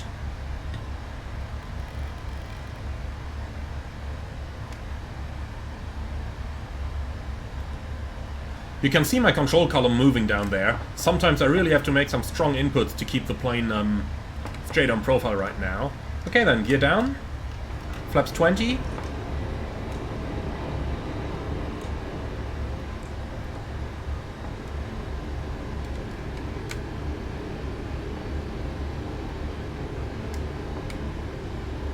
Yep, it's summer, my friends, and it's an empty airplane, resulting in it being rather susceptible to any external influence over here.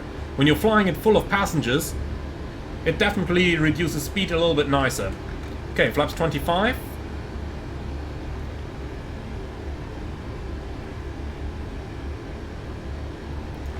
And flaps 30.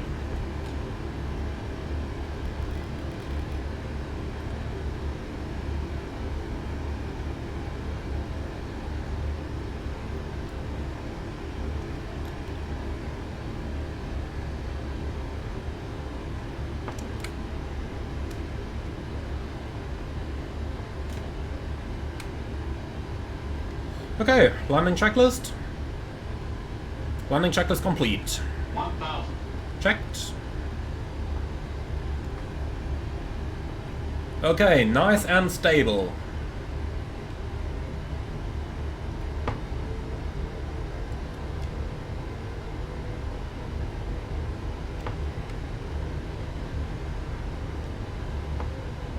Straight tailwind over here, but that's not a problem.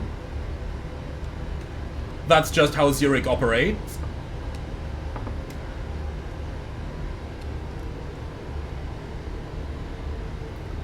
But things have stabilized quite a bit. 500.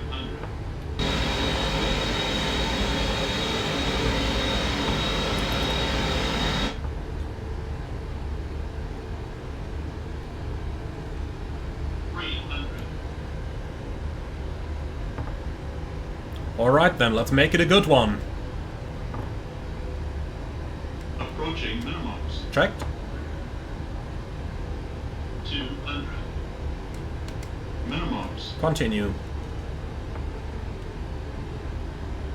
100. 50. 40. 30. 20. 10. Kissed the ground. Okay, spoilers, reverse. Did I want to say reverse green? Okay. Manual brakes. Auto brake.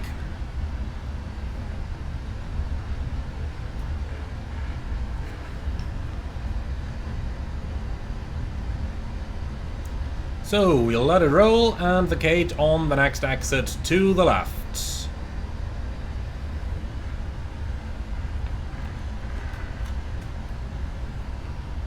Reverse is going in.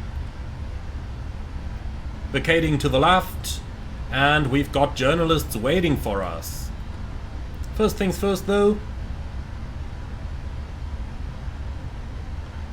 Vacating right over here. After landing procedure, we'll start the APU straight away.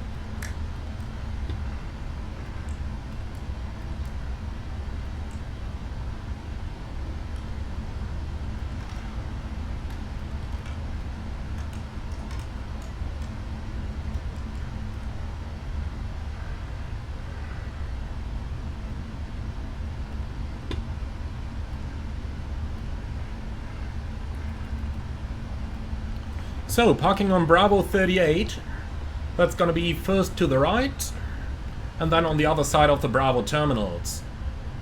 If you're wondering, that is where the real first Swiss 777 flight actually parked.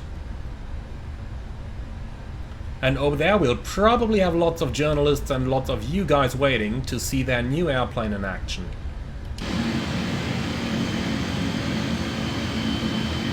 So, welcome home, my friend! Welcome home!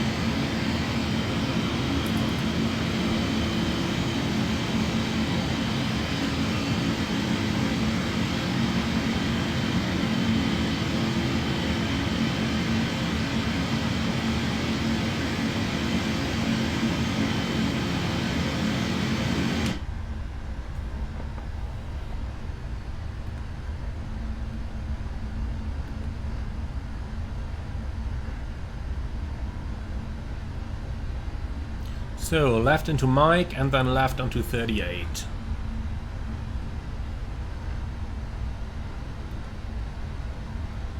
APU is running.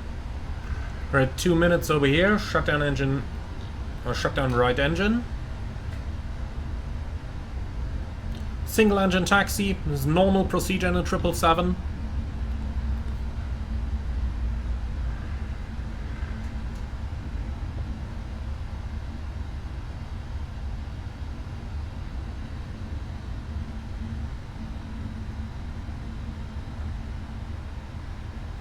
Okay, Bravo 38 is next to the left. Lights are going off.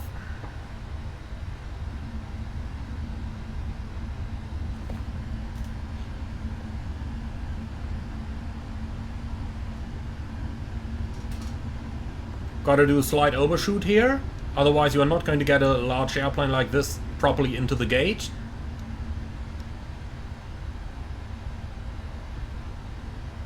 And here we are. Okay, no marshaller, no guidance system. Welcome to Zurich. Taxi all the way to the front. And remember, we're sitting pretty high up here. There is a huge angle before your airplane that you actually can't really see. So I guess we should probably park somewhere like here. Just a guess, might even be a little bit too far behind. Okay, park and brake set, APU running.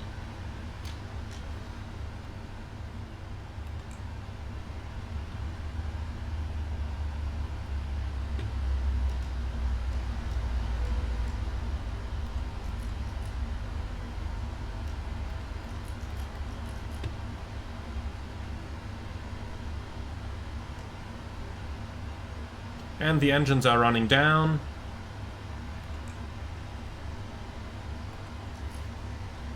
Shutdown checklist. Park and brake. Set. Shutdown checklist complete.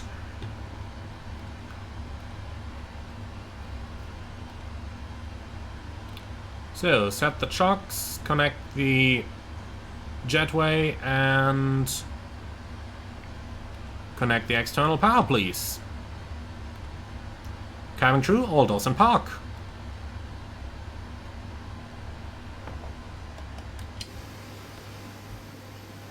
And as I promised you over in Everett, the jetway does dock to the second left door and not to the front door. Now we just need Microsoft Flight Simulator to learn that both jetways need to be connectable, but I suppose it's actually better than nothing to have that one over here. As I mentioned, could have parked a little bit further in the front, but that just comes with it.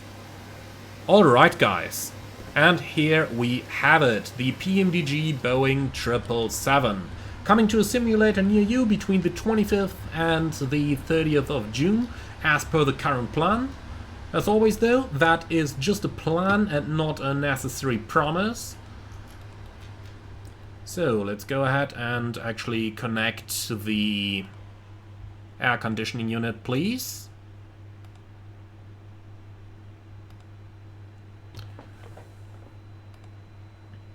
Right, open to left. And that's it. Our flight is complete.